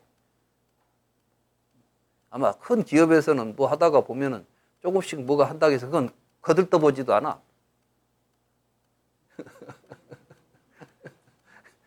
우리는 이제 사실 이것은 사회적으로 우리가 볼 때도 현상적으로 보이게 되는 인과가 없다는 것이 아니라 그 여건에 의해서 성숙되는 결과는 다르다. 이 이야기를 부처님은 하시는 거예요. 근데 여기서 더 중요한 게 있어요, 사실은. 표현은 이렇게 하고 있지만 업과 업의 성숙해서 나타나는 업의 과보라는 것은 더 깊이 들어가면 업의 과보는 어떻게 나타나는 것 같아요?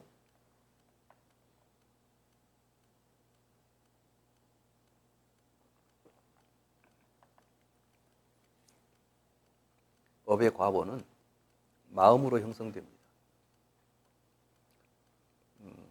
불교는 이제 일체유심조라고 하는데 일체유심조가 바로 업보예요.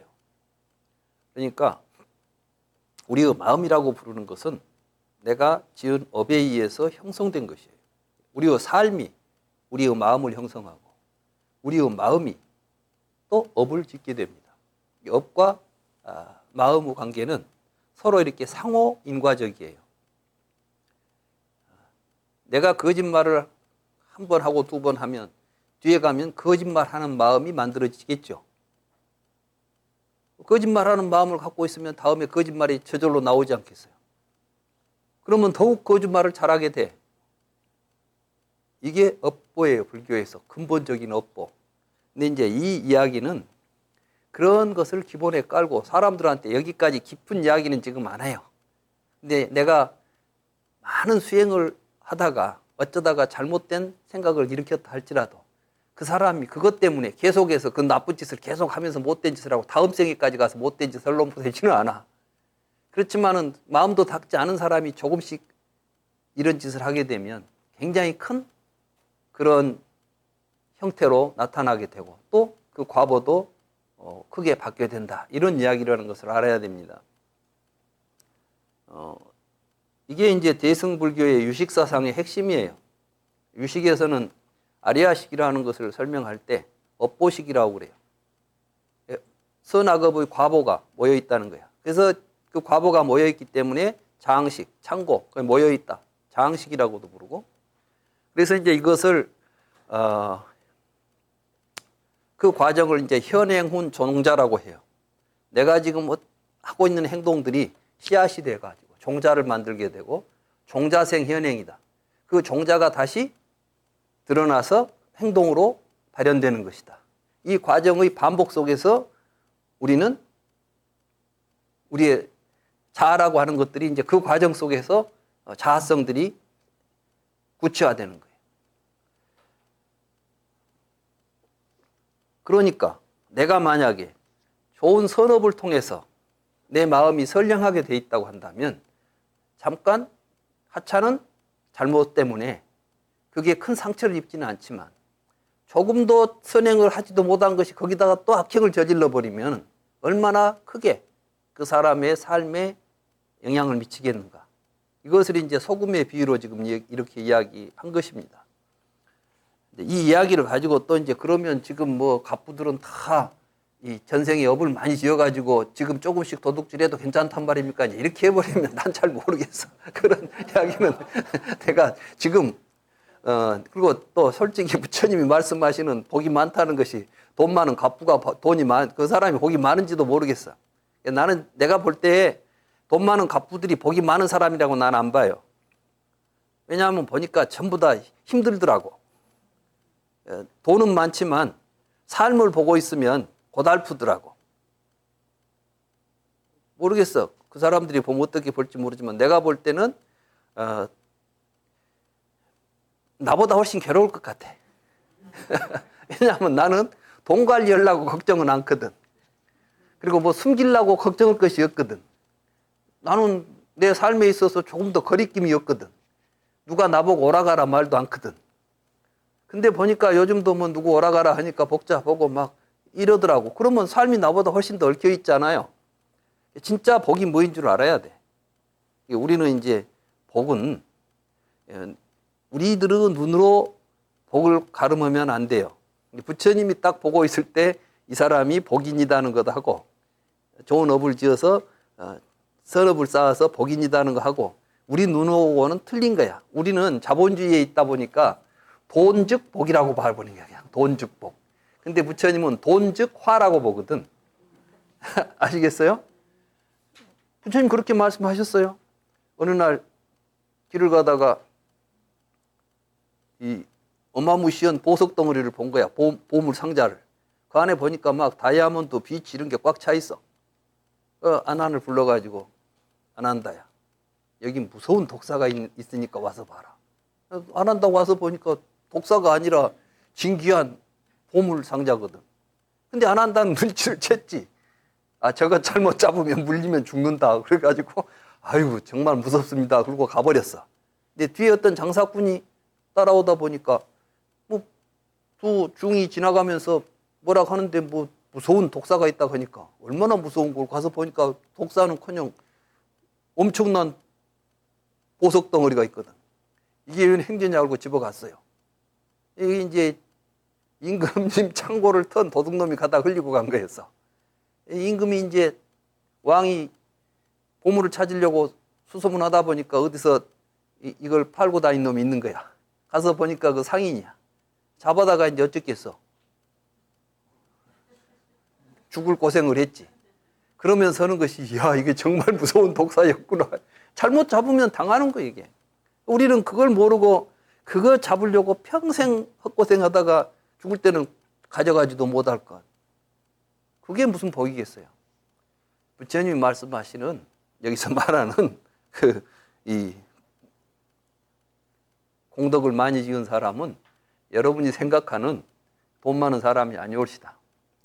그것만 아시고 돈 많고 권력 많으면 복이 많을 거라고 생각하지 말고 정말 내가 이 조그마한 업을 지어도 그것 때문에 극심하게 고통을 겪는 건 누가 겪어요? 마음이 겪어. 사실 고통이라는 게 어디서 오는 거예요? 마음에서 오는 거예요. 그러니까 지금 그 눈을 가지고 보시라고. 그리고 부처님께서는 업에 대해서 이야기할 때 뒤에 이야기가 이제 나와요. 업이라는 것은 마음에 의해서 시작되는 것이니까 마음을 바르게 갖는 데서 바른 삶이 시작되는 거예요. 그래서 마음 공부를 하라고 하는 거야. 우리가 왜 마음을 공부해야 돼요? 마음이 삶을 만들어내기 때문에 그러는 거예요. 그래서 그 마음이 밝아지고 맑아지고, 그래 이제 그것이 바로 선정과 지혜예요. 선정을 통해서 맑아지고 지혜를 통해서 밝아지는 거예요. 맑고 밝은 마음을 가지고 살아가도록 부처님은 가르친 것이고, 그렇게 맑고 밝은 마음을 갖도록 해주는 행위를 선행이라고 부른 거예요. 그러니까 불교에서는 선업을 부처님이 윤회하니까 업을 지으면 안 된다, 선업도 지으면 안 된다, 이런 이야기하는 사람이 있더라고. 그게 부처님 말씀인 것처럼 부처님은 단 한 번도 선업을 지으면 윤회하니까 선업 지으지 말란 말씀을 나는 근본경전 속에서 단 한 구절도 본 적이 없습니다. 우리 지금까지 디가니까야부터 지금 안구따라 니까야까지 읽었죠? 한 줄도 빠짐없이 읽었어요, 지금까지. 이렇게. 지금까지 읽어왔는데, 거기서 부처님이 그런 말씀 하신 적 본 적 있어요? 문제는 불경을 제대로 읽지도 않고 자기 생각대로 해석해가지고 이게 불교다라고 말하는 사람들이 문제인 것입니다. 그래서 이제 여기서는 우리가 수행을 잘하게 되면 하다가 보면 실수도 할 때가 있는 것이지. 그렇지만 그것 때문에 그 사람이 망가지지는 않아. 그렇지만은 수행도 안 하고 못된 짓 한 사람이 거기다가 또 못된 짓을 조금이라도 얹어 놓으면은 더욱 힘들게 된다. 이런 의미로 이해를 하시면 되겠습니다. 비구들이 어떤 사람은 까빠나 때문에 감옥에 들어가기도 하고, 까빠나가 아마 그 당시 그 돈에 우리로 말하면 이제 어떤 사람은 뭡니까? 5원 때문에 들어가기도 하고 1원 때문에 들어가기도 하고 100원 때문에 들어가기도 하고, 그렇지만 어떤 사람은 반까빠나 1까빠나 100까빠나 때문에 감옥에 들어가지 않는다. 그러니까 그 정도 가지고는 우리가 이제 이 가난한 사람이 가다가 빵 하나 훔쳐 먹으면 그게 이제 그 라미제라블에 나오잖아요. 그 사람이 빵 하나 훔쳐 먹은 것이 죄가 돼가지고 감옥에 가서 하는 그런 것도 있는가 하면, 뭐 사업하는 사람들은 그 정도는 누가 물어도 안 봐, 그냥. 왜 당신 그 회계에서 뭐 1원이 빠졌어, 2원이 빠졌어, 이런 이야기는 물어도 안 본다니까. 이런 이제 이야기를 하는 거예요. 그래서 비구들이 반까빠나 때문에 감옥에 들어가기도 하고, 1까빠나 때문에 감옥에 들어가기도 하고, 100까빠나 때문에 감옥에 들어가기도 하는 사람은 어떤 사람인가? 비구들이 어떤 사람은 가진 것도 없고 재산도 없이 가난하다고. 비구들이 이런 사람은 반까빠나 때문에 감옥에 가기도 하고. 그러니까 부처님은 사실은 가난을 권장한 적이 없어요. 마치 이제 그렇다고 해서 부처님이 재물을 많이 모아라는 것도 아니지만은, 부처님은 분명히 그렇게 이야기합니다. 왜 우리는 가난해지는가? 첫째는 게으르고, 그 다음에 방탕하고, 그 다음에는 이제 뭔가 좋은 업을 짓지 않기 때문이에요. 그래서 선업 속에는 뭐냐면 근면하게 생산하고 그것을 정당하게 소유하는 것은 굉장히 부처님이 권장하는 일입니다. 그래야 시주가 돈이 있어야 얻어먹으러 다니는 비구도 먹을 것이 있지. 전부 다 가난하게 살면 어떻게 하겠어?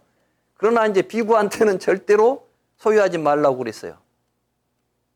비구는 왜냐하면 지금 가만히 보니까 그래. 종교가 살아가는 것은 반드시 재물 때문이에요. 이건 불교도 그렇고 다른 종교도 마찬가지 같아요. 수행하는 사람은 자기가 가진 것이 아무것도 가지지 않고도 스스로 자족할 수 있는 공부가 수행인 거예요. 그렇지 않겠어요? 그걸 보여줘야만 많은 사람들이 물질 때문에, 그것 때문에 괴로워하지 않는 그런 모습을 보여줘야 될 거 아니에요. 욕심 없이 사는 모습을 보여주기 위해서 수행자들에게는 철저하게 무소유를 강조했지만 일반 사회에서 모든 사람들이 다 무소유가 될 수는 없는 거예요. 그게 이제 부처님의 가르침의 굉장히 중요한 점입니다. 말하자면 일상적인 사회가 어떻게 유지되는가에 대해서 부처님은 잘 알고 계셔요. 그걸 혁명적으로 다 뒤집어서 공산주의처럼 막 아무도 소유하지 말고 살자 이런 것은 망상이고 되지도 않고, 그런 되지도 않은 사회를 지향하는 것은 사회만 혼란하게 할 뿐이에요. 사실 그래서 불교는 무소유를 주장한다고 해서 공산주의는 아닙니다. 그렇지만 집착하지 말라는 거예요. 부에. 부는 우리에게 필요한 자산이지만 그걸 집착하게 될 때는 우리를 올가매는 족쇄가 되는 거죠. 그래서 부처님은 건전한 생산활동을 통해서 부를 획득하되 그것을 바르게 나눌 줄 알아야 된다고 해서 이제 보시라는 이야기를 하잖아요. 그래서 공덕을 지어야 된다. 이거 아주 굉장히 중요한 부처님의 가르침입니다. 그래서 여기서 이제 이렇게 가난해가지고 가진 것이 없으면 어디 가서 빵 하나만 훔쳐 먹어도 감옥에 빠지는 거야. 그렇게 비참한 삶을 사는 것은 이게 업이라니까요. 이게 업을 부처님은 추상적으로 이야기하는 게 아니라 현실 속에서 드러나는 모습을 통해서 업이라는 것이 똑같이 작용하는, 결과로 작용하는 그런 선형적 인과의 구조를 가지고 있는 게 아니라 어떤 사람은 양을 훔치면 양을 잡는 백정이나 푸주간 주인은 거리낌 없이 그를 죽이거나 결박하거나 태우거나 할 수 있지만 어떤 사람이 양을 훔치면 양을 잡는 백정이나 푸주간 주인은 거리낌 없이 그를 죽이거나 결박하거나 태우거나 할 수 없다고. 그러면 어떤 사람을 그렇게 하는가? 비구들이 양을 훔치면 양을 잡는 백정이나 푸주간 주인이 거리낌 없이 죽이거나 결박하거나 태우거나 할 수 있는 사람은 어떤 사람인가? 누구의 어떤 사람은 가진 것도 없고 재산도 없이 가난하다고. 비구들이 이런 사람이 양을 훔치면 양을 잡는 백정이나 푸주간 주인은 거리낌 없이 죽이거나 결박하거나 태우거나 할 수 있다고. 비구들이여, 양을 훔치면 양을 잡는 백정이나 푸주간 주인이 거리낌 없이 죽이거나 결박하거나 태우거나 할 수 없는 사람은 어떤 사람인가? 비구들이 어떤 사람은 재물도 많고 재산도 많은 부자라고. 비구들이여, 이런 사람이 양을 훔치면 양을 잡는 백정이나 푸주간 주인은 거리낌 없이 죽이거나 결박하거나 태우거나 할 수 없다고. 비구들이여, 이와 같이 어떤 사람은 사소한 악업을 지어도 지옥에 떨어진다고. 그렇지만 어떤 사람은 그와 같은 사소한 악업을 지어도 지금 여기에서 받으면서 실로 많기는 고사하고 조금도, 아주 조금도 받지 않는 것처럼 보인다고. 큰 부자, 말하자면 요즘은 큰 권력까지, 옛날에 왕이 어디 가다가 양 한 마리 잡아먹었다고 해서 그 주인이 와가지고 왜 잡아갔냐 하고 결박하고 할 수 없죠. 그렇지만 거지가 와서 잡아먹으면 쉽게 하는 거야. 이게 이제 세상의 이치예요. 우리는 이제 부처님의 가르침을, 부처님은 굉장히 이 현실 속에서 현실을 항상 있는 그대로 보고 그 구조를 가지고 우리에게 보여주고 있다는 걸 알 수가 있어요. 만약에 이제 뭐 가난한 자가 뭐 했는데 이렇게 하면 뭐 뒤에 가서, 지금은 여기서 고초를 받지만 뒤에 가서 무엇을 받으리라 뭐 이런 보장도 없어. 중요한 것은 현실적으로 보면 이런 일이 벌어지고 있어요. 이런 일은 왜 벌어지는가에 대해서 정확히 이해하자는 거예요. 그리고 더 이제, 그런데 여기서 비유의 핵심은 뭐냐면 이러하듯이 우리가 수행을 하지 않고 마음을 닦지 않는 사람이 거기에 못된 짓까지 하게 되면 그로부터 그가 겪게 되는 삶의 고통은 더 커진다. 이런 의미가 되겠습니다. 그래서 불교의 이제 업설은 철저하게 우리들의 삶의 현실에 드러나는 모습인과 동시에 그 깊이에는 이렇게 업을 통해서 마음이 형성되고 마음을 통해서 업이 드러나게 되고 그 이야기입니다. 그런 의미를 사실은 이 경은 그 다음이나 이제 그 다음 경에 분명하게 이제 거기 뒤에 이 지붕이라는 경에 이제 이 마음을 통해서 업이 어떻게 드러나는가 하는 이야기가 되는데 그 경은 뒤에 있기 때문에 3-27 금세공사 경을 먼저 살펴보겠습니다.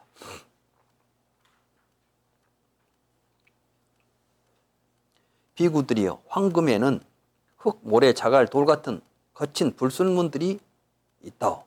그러니까 이건 뭐냐면 원석이에요. 원석. 우리가 이제 금이 처음부터 황금 덩어리가 덩어리채로 나오는 경우는 없다고 그래요.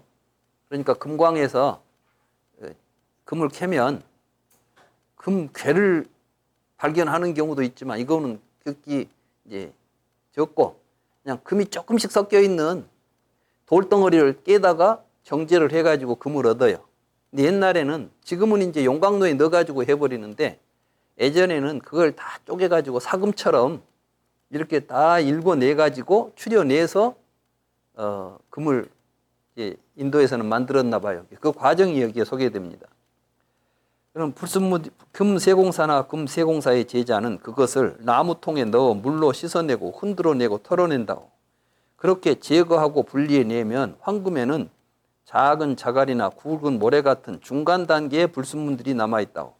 그러니까 이제 큰 덩어리, 불순물 덩어리는 빠지고 조그마한 덩어리들이 금세공사나 금세공사의 제자는 그것을 물로 씻어내고 흔들어내고 털어낸다고. 그렇게 제거하고 분리해내면 황금에는 작은 모래나 검은 티 같은 미세한 불순물들이 남는다고. 금세공사나 금세공사의 제자는 그것을 물로 씻어내고 흔들어내고 털어낸다고. 그렇게 제거하고 분리해내면 이제 사금이 남게 된다고. 금세공사나 금세공사의 제자는 그 황금을 용광로에 넣은 후에 불을 지피고 불이 꺼지지 않게 풀무질을 한다고. 불을 지피고 불이 꺼지지 않게 풀무질을 해도 그 황금은 불순물이 제거되어 없어지지 않고 유연해지지 않고 다루기에 적절치 않고 빛도 나지 않고 잘 부서져서 제대로 세공할 수 없다고. 비구들이여 그때 금세공사나 금세공사의 제자는 그 황금에 불을 지피고 불이 꺼지지 않게 풀무질을 한다고. 불을 지피고 불이 꺼지지 않게 풀무질을 하면 그 황금은 불순물이 제거되어 없어지고 유연하고 다루기에 적절하고 빛이 나고 잘 부서지지 않아서 제대로 세공할 수 있게 된다고. 그러면 그는 허리띠든 귀걸이든 목걸이든 황금 화환이든 그가 원하는 종류의 장신구를 만들어 목적을 달성한다고. 비구들이여 이와 마찬가지로 마음의 향상을 수행하는 비구의 거친 불순물들은 몸으로 행하는 악행, 말로 행하는 악행, 마음으로 행하는 악행이라고. 그러니까 이제 여기서는 우리들이 삶 속에, 마음 속에 깃들어 있는 잘못된 습관들, 악행을 하는 습관들이 황금에 섞여 있는 불순물처럼 지금 비유를 하신 거예요. 그리고 이제 수행은 어떻게 하는 것인가를 지금 말씀하시면서 마음 공부를 해야 된다. 그래야 좋은 업을 지을 수 있다. 그 이야기를 하는 겁니다. 그래서 품성이 훌륭한 사려 깊은 비구는 그것을 버리고 제거하고 그쳐서 없앤다고. 그렇게 버리고 그렇게 제거하면 마음의 향상을 수행하는 비구에게 중간 단계의 불순물인 감각적 쾌락에 대한 생각, 가해하려는 생각, 해치려는 생각이 남아있다고. 아직 이제 행동은 안 해도 우리 의식 속에 아직 생각들이 남아있을 때 품성이 훌륭한 사려 깊은 비구는 그것을 버리고 제거하고 그쳐서 없앤다고. 그렇게 버리고 그렇게 제거하면 마음의 향상을 수행하는 비구에게 미세한 불순물인 다음 생에 대한 생각, 국토에 대한 생각, 멸시받지 않으려는 생각이 남아있다고. 품성이 훌륭한 사려 깊은 비구는 그것을 버리고 제거하고 그쳐서 없앤다고. 그렇게 버리고 그렇게 제거하면 이제 법에 대한 생각들이 남게 된다고. 그렇지만 그 삼매는 고요하지 않고 수승하지 않고 평온에 이르지 못하고 하나로 집중되지 않는 곳으로서 힘들게 억누르고 지켜서 얻어진 것이라고. 비구들이여 그때 그 비구는 그 마음을 안에 단단히 붙잡아두고 하나로 모아서 삼매에 든다고. 그 삼매는 고요하고 수승하고 평온에 이르고 하나로 집중된 것으로서 힘들게 억누르고 지켜서 얻어진 것이 아니라 그가 그 마음을 체험지로 증득해야 할 법에 마음을 기울이면 체험지로 증득하는 이런저런 신통들을 직접 보이게 된다고. 그는 신족통을 원하면 신족통을 보이고 천이통을 원하면 천이통을 보이고 타심통을 원하면 타심통을 보이고 숙명통을 원하면 숙명통을 보이고 천안통을 원하면 천안통을 보이고 누진통을 원하면 누진통을 보인다고. 이게 이제 삼명육통이라고 그러죠. 6가지 신통. 이게 이제 수행을 통해서 이게 지금 이야기한 건 이제 사선적 이야기를 한 거예요. 처음에 악불선법을 내가 이제 제거하고 이런 것들은 아까 이제 사유와 숙고가 있는 가운데 초선을 성취한다고 그랬죠. 이런 건 계속 이건 잘못된 거야 하고 억누르고 하는 작업을 하는 거예요. 그러다가 뒤에 가면 이제 마음이 한 곳에 모아져 가지고 저절로 이루어지는 이 단계를 금세공사가 금을 추출해내듯이 황금을 추출해내듯이 우리의 마음에서 잡된 생각을 제거하고 순수한 마음을 얻게 되면 이때는 유연한 마음이 돼가지고 자기가 하고자 하는 대로 마음을 쓸 수가 있다는 걸 이렇게 표현한 거예요. 그래서 여기서 말하는 육신통은 자기가 마음대로 자기 마음을 쓸 수 있는 것을 이야기하는 것인데 이걸 또 부처님도 이렇게 하면 신통력이 나온다고 했지 않냐. 그런 육신통을 이제 그대로 수행해가지고 이 육신통을 보이지 않으면 그건 수행자도 아니다. 이런 사람들이 있어요. 맞죠?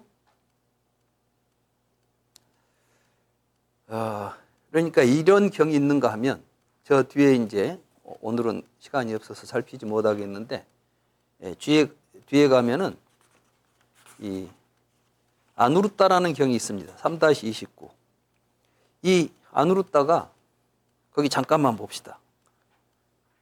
아누루따 존자가 사리푸타 존자한테 이렇게 말합니다. 저는 인간을 초월한 청정한 천안으로 천개의 세계를 봅니다. 이게 천안통했다는 이야기야. 그러니까 우리가 이제 천안 제일 아나율 존자 그러죠. 이 아누루따 존자가 아나율이에요. 저는 힘써 정진하여 물러서지 않으며 그런데 주의집중이 그런데 현존하지 않는다. 주의집중이 잘 안 된다는 거야. 자기는 천안통을 했지만 몸은 편안하고 동요하지 않으며 마음은 하나로 집중되어 있지만 번뇌에서 해탈은 못하고 있습니다. 이렇게 이제 하니까 그러니까 이 아누루따 존자한테 지금 이 사리푸타 존자가 뭐라고 말하냐면 아누루따 존자예요. 그대는 나는 인간을 초월한 청정한 천안으로 천개의 세계를 본다라고 말하는데 그것은 그대가 교만하기 때문에 하는 말입니다. 이 교만하다는 말은 내가 있다는 생각과 더불어서 나와 남을 구별하고 자기를 내세우는 마음을 교만하다고 그래요. 그러니까 말하자면 신통을 자랑하는 사람들은 교만한 사람이라고 말하는 것이에요. 근데 이때 신통도 우리가 정확한 이해를 해야 될 필요가 있어요. 부처님께서 말씀하시는 신통은 천안을 본다 해가지고 경전에 나온 대로 천안통을 이야기하면 정말 또 신족통, 뭐 천안통 이런 거 있잖아요. 천안통이 뭐냐면은 이 사람이 죽으면 갈 수 있는 세계를 다른 사람이 죽어서 갈 세계를 다 본다는 거야. 자기가 갈 세계를 보는 정도가 아니야. 사람이 죽으면 어디로 가는지를 본대. 근데 그건 다 할 수 있어요. 지금 여기서 구체적으로 어느 동네로 간다는 이야기를 해버리면 그때부터는 이건 거짓말이야. 천안통을 이야기할 때. 근데 정확히 우리는 알 수 있는 게 뭐냐면 부처님은 그렇게 말했어요. 네가 네 전생을 알고 싶으냐? 부처님이 그러니까 예. 그러면 이제 우리가 전생 어떤 전생이 있고 궁금하죠? 부처님 대답은 그럼 네가 지금 받고 있는 현재의 너를 보아라. 어떻게 해요? 네가 지금 고통스럽냐? 행복하냐? 행복합니다. 너는 전생에 선업을 많이 지었느니라. 그러면 네 내세를 알고 싶으냐? 예. 너 지금 뭐 하고 있냐? 네가 지금 착한 일 하고 있냐? 못된 짓 하고 있냐? 착한 짓 하고 있습니다. 그러면 너는 내세에 천상에 갈 것이다. 그러니까 지금 부처님이 하시는 말씀은 뭐예요?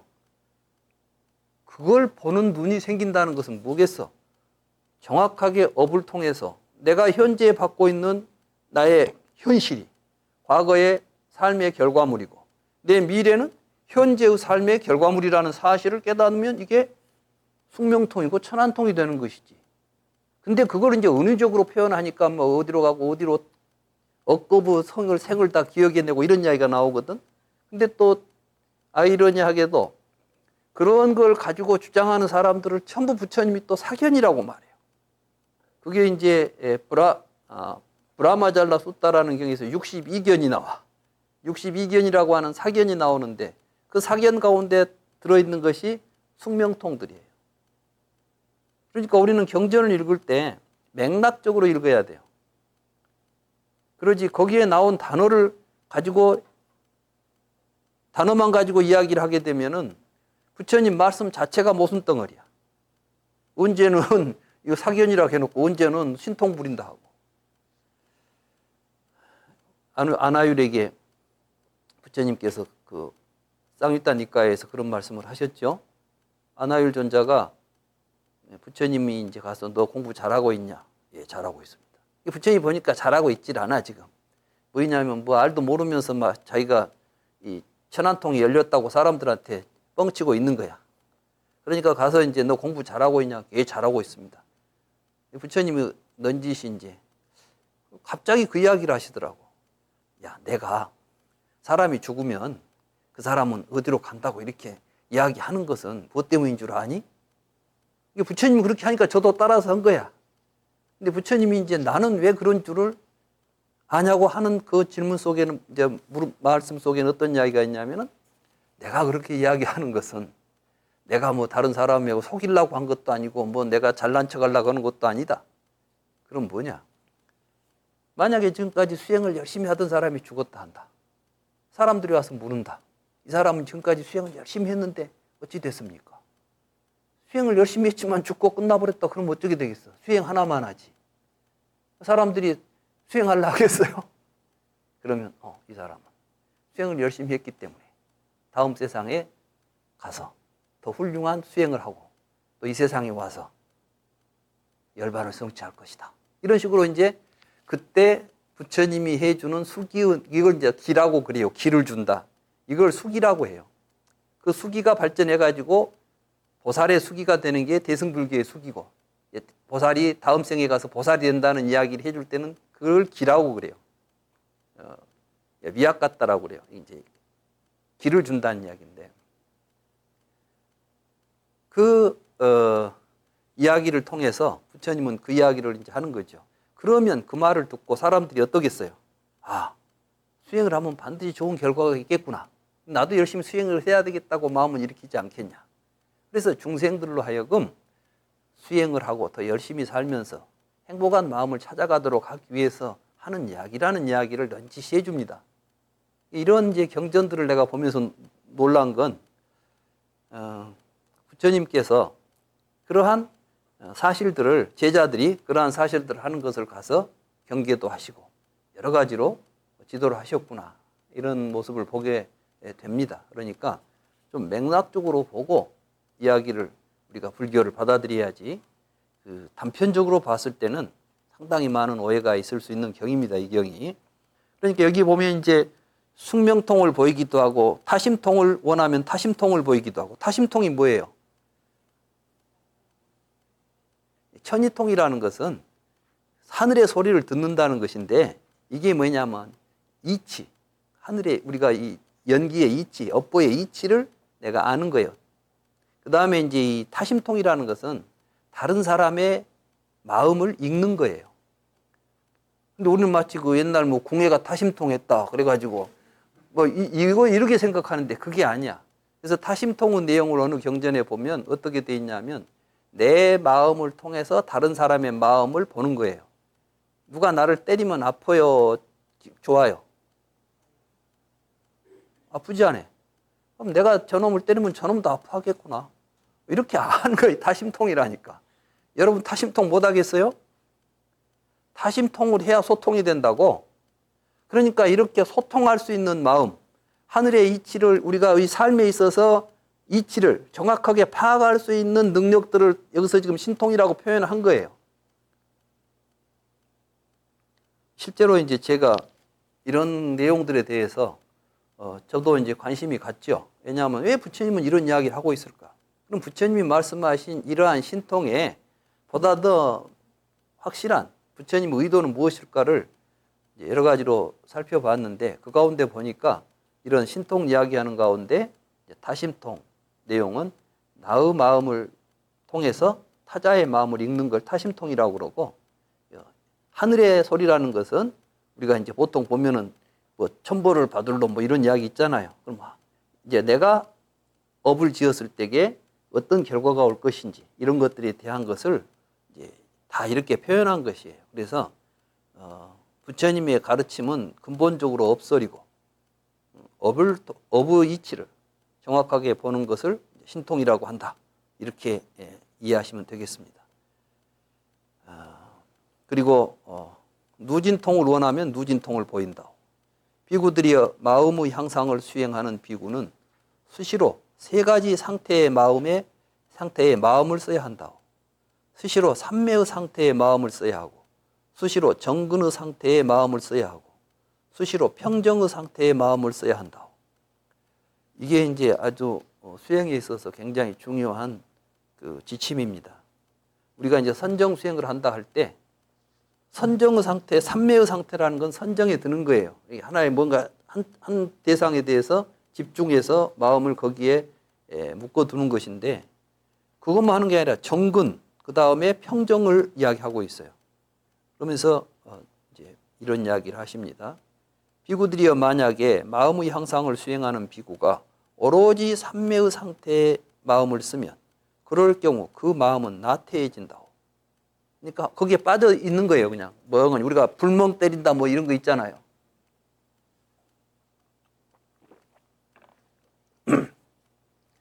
많은 사람들이 이제 멍 때리는 것이 삼매다 그래가지고 비 올 때 멍하니 바라보고 있으면 그냥 아무 생각 없이 이렇게 돼. 또 뭐 불 피우고 나서 불 보고 있으면 멍하니 있으면 아무 생각도 없어. 삼매 이게. 삼매는 삼매인데 이렇게만 있으면 뭐가 되냐? 뭐라고 그랬어요? 나태에 빠져. 이제 아무것도 하기 싫어. 예, 멍 때리고 있으면 이제 다 싫지 않아. 만사가 싫어지지 않아. 그래가지고 있으면 안 돼. 항상 성성적적이라는 말 쓰죠. 성성이라는 것은 마음이 항상 활활 발발하게 마음이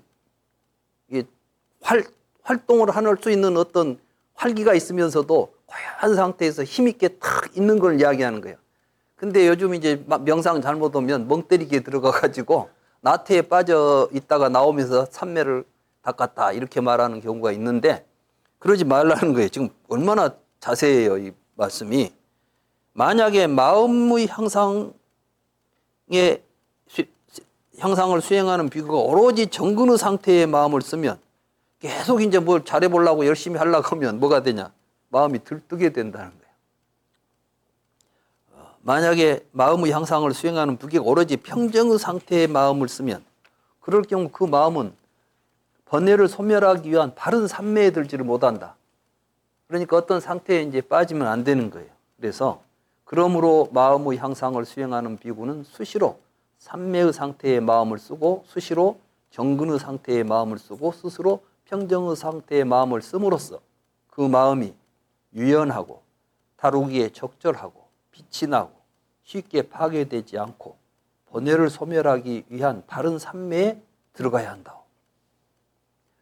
결국 우리가 불교 수행을 통해서 뭘 해야 되냐면 아주 중요한 이야기인데 마음이 유연해져야 돼요.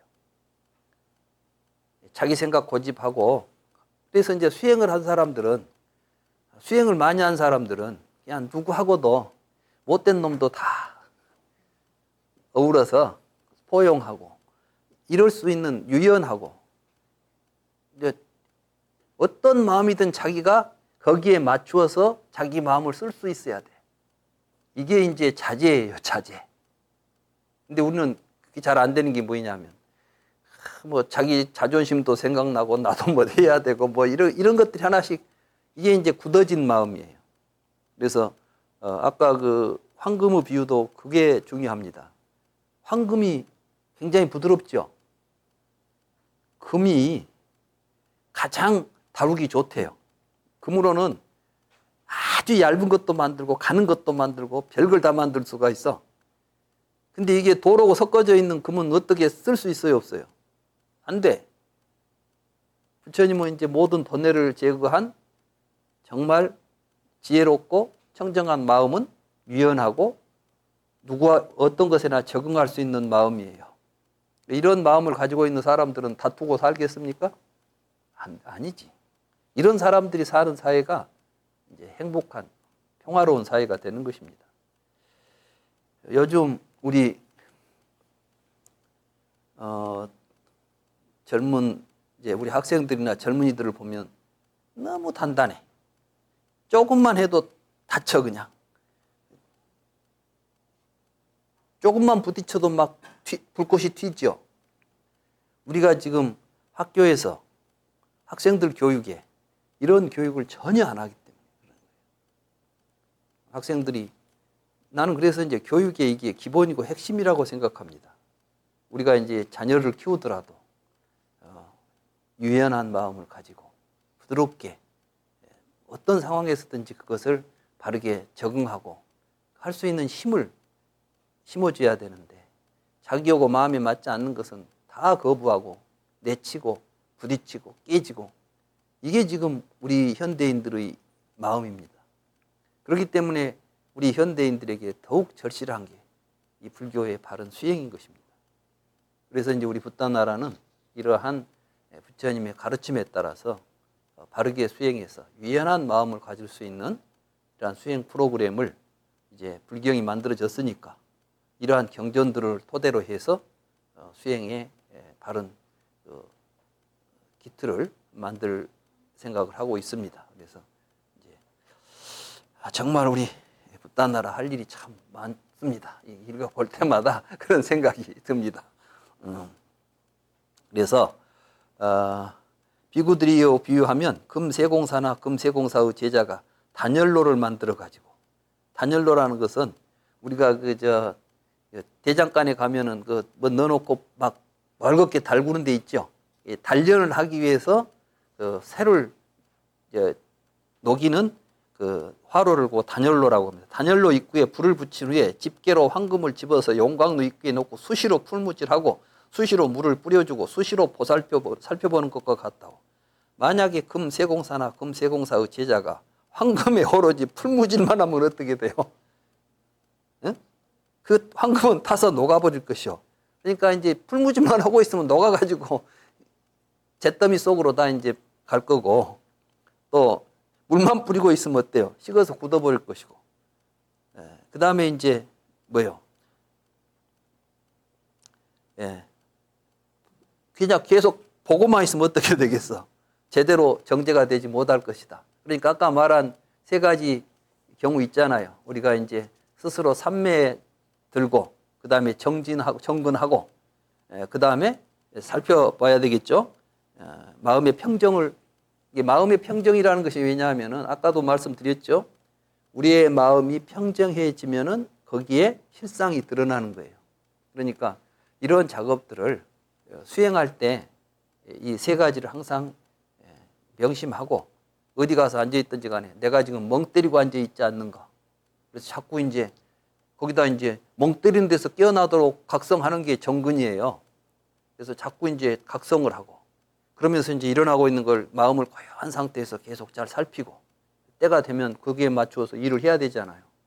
그래서 이제 수행을 잘한 사람은 이제 무량삼매라고 아까 그랬죠. 무량삼매라는 것은 어떠한 일을 하는데도 삼매가 깨지지 않는 걸 보고 무량삼매라고 하는 거예요. 그러니까 이제 뭐 어디 쌈판에 가 있어도 자기의 마음은 항상 고요하고 누구하고 만나고 있어도 항상 마음은 흐트러지지 않은 상태를 가지고 거기에서 유연하게 해야 할 일을 해낼 수 있는 게 삼매의 힘입니다. 불교 수행자들이 보일 수 있는 신통은 바로 그런 힘을 신통력이라고 그러는 것이지 남 못하는 어떤 그 요술을 부리는 건 신통이 아닙니다. 그런 요술에 속아 넘어가면 안 되는 것이죠. 비구들이여 금세공사나 금세공사의 제자는 단열로를 만들어서 단열로 입구에 불을 붙인 후에 집게로 황금을 집어서 단열로 입구에 넣고 수시로 풀무질하고 수시로 물을 뿌려주고 수시로 살펴본다고. 그러면 그 황금은 유연하고 다루기에 적절하고 빛이 나고 잘 부서지지 않아서 제대로 세공할 수 있게 된다고. 그때 그는 허리띠든 귀걸이든 목걸이든 황금 화환이든 그가 원하는 장신구를 만들어 목적을 달성한다고. 비구들이여 이와 같이 마음의 향상을 수행하는 비구는 수시로 세 가지 상태의 마음을 써야 한다고. 수시로 삼매의 상태의 마음을 써야 하고 수시로 정근의 상태의 마음을 써야 하고 수시로 평정의 상태의 마음을 써야 한다고.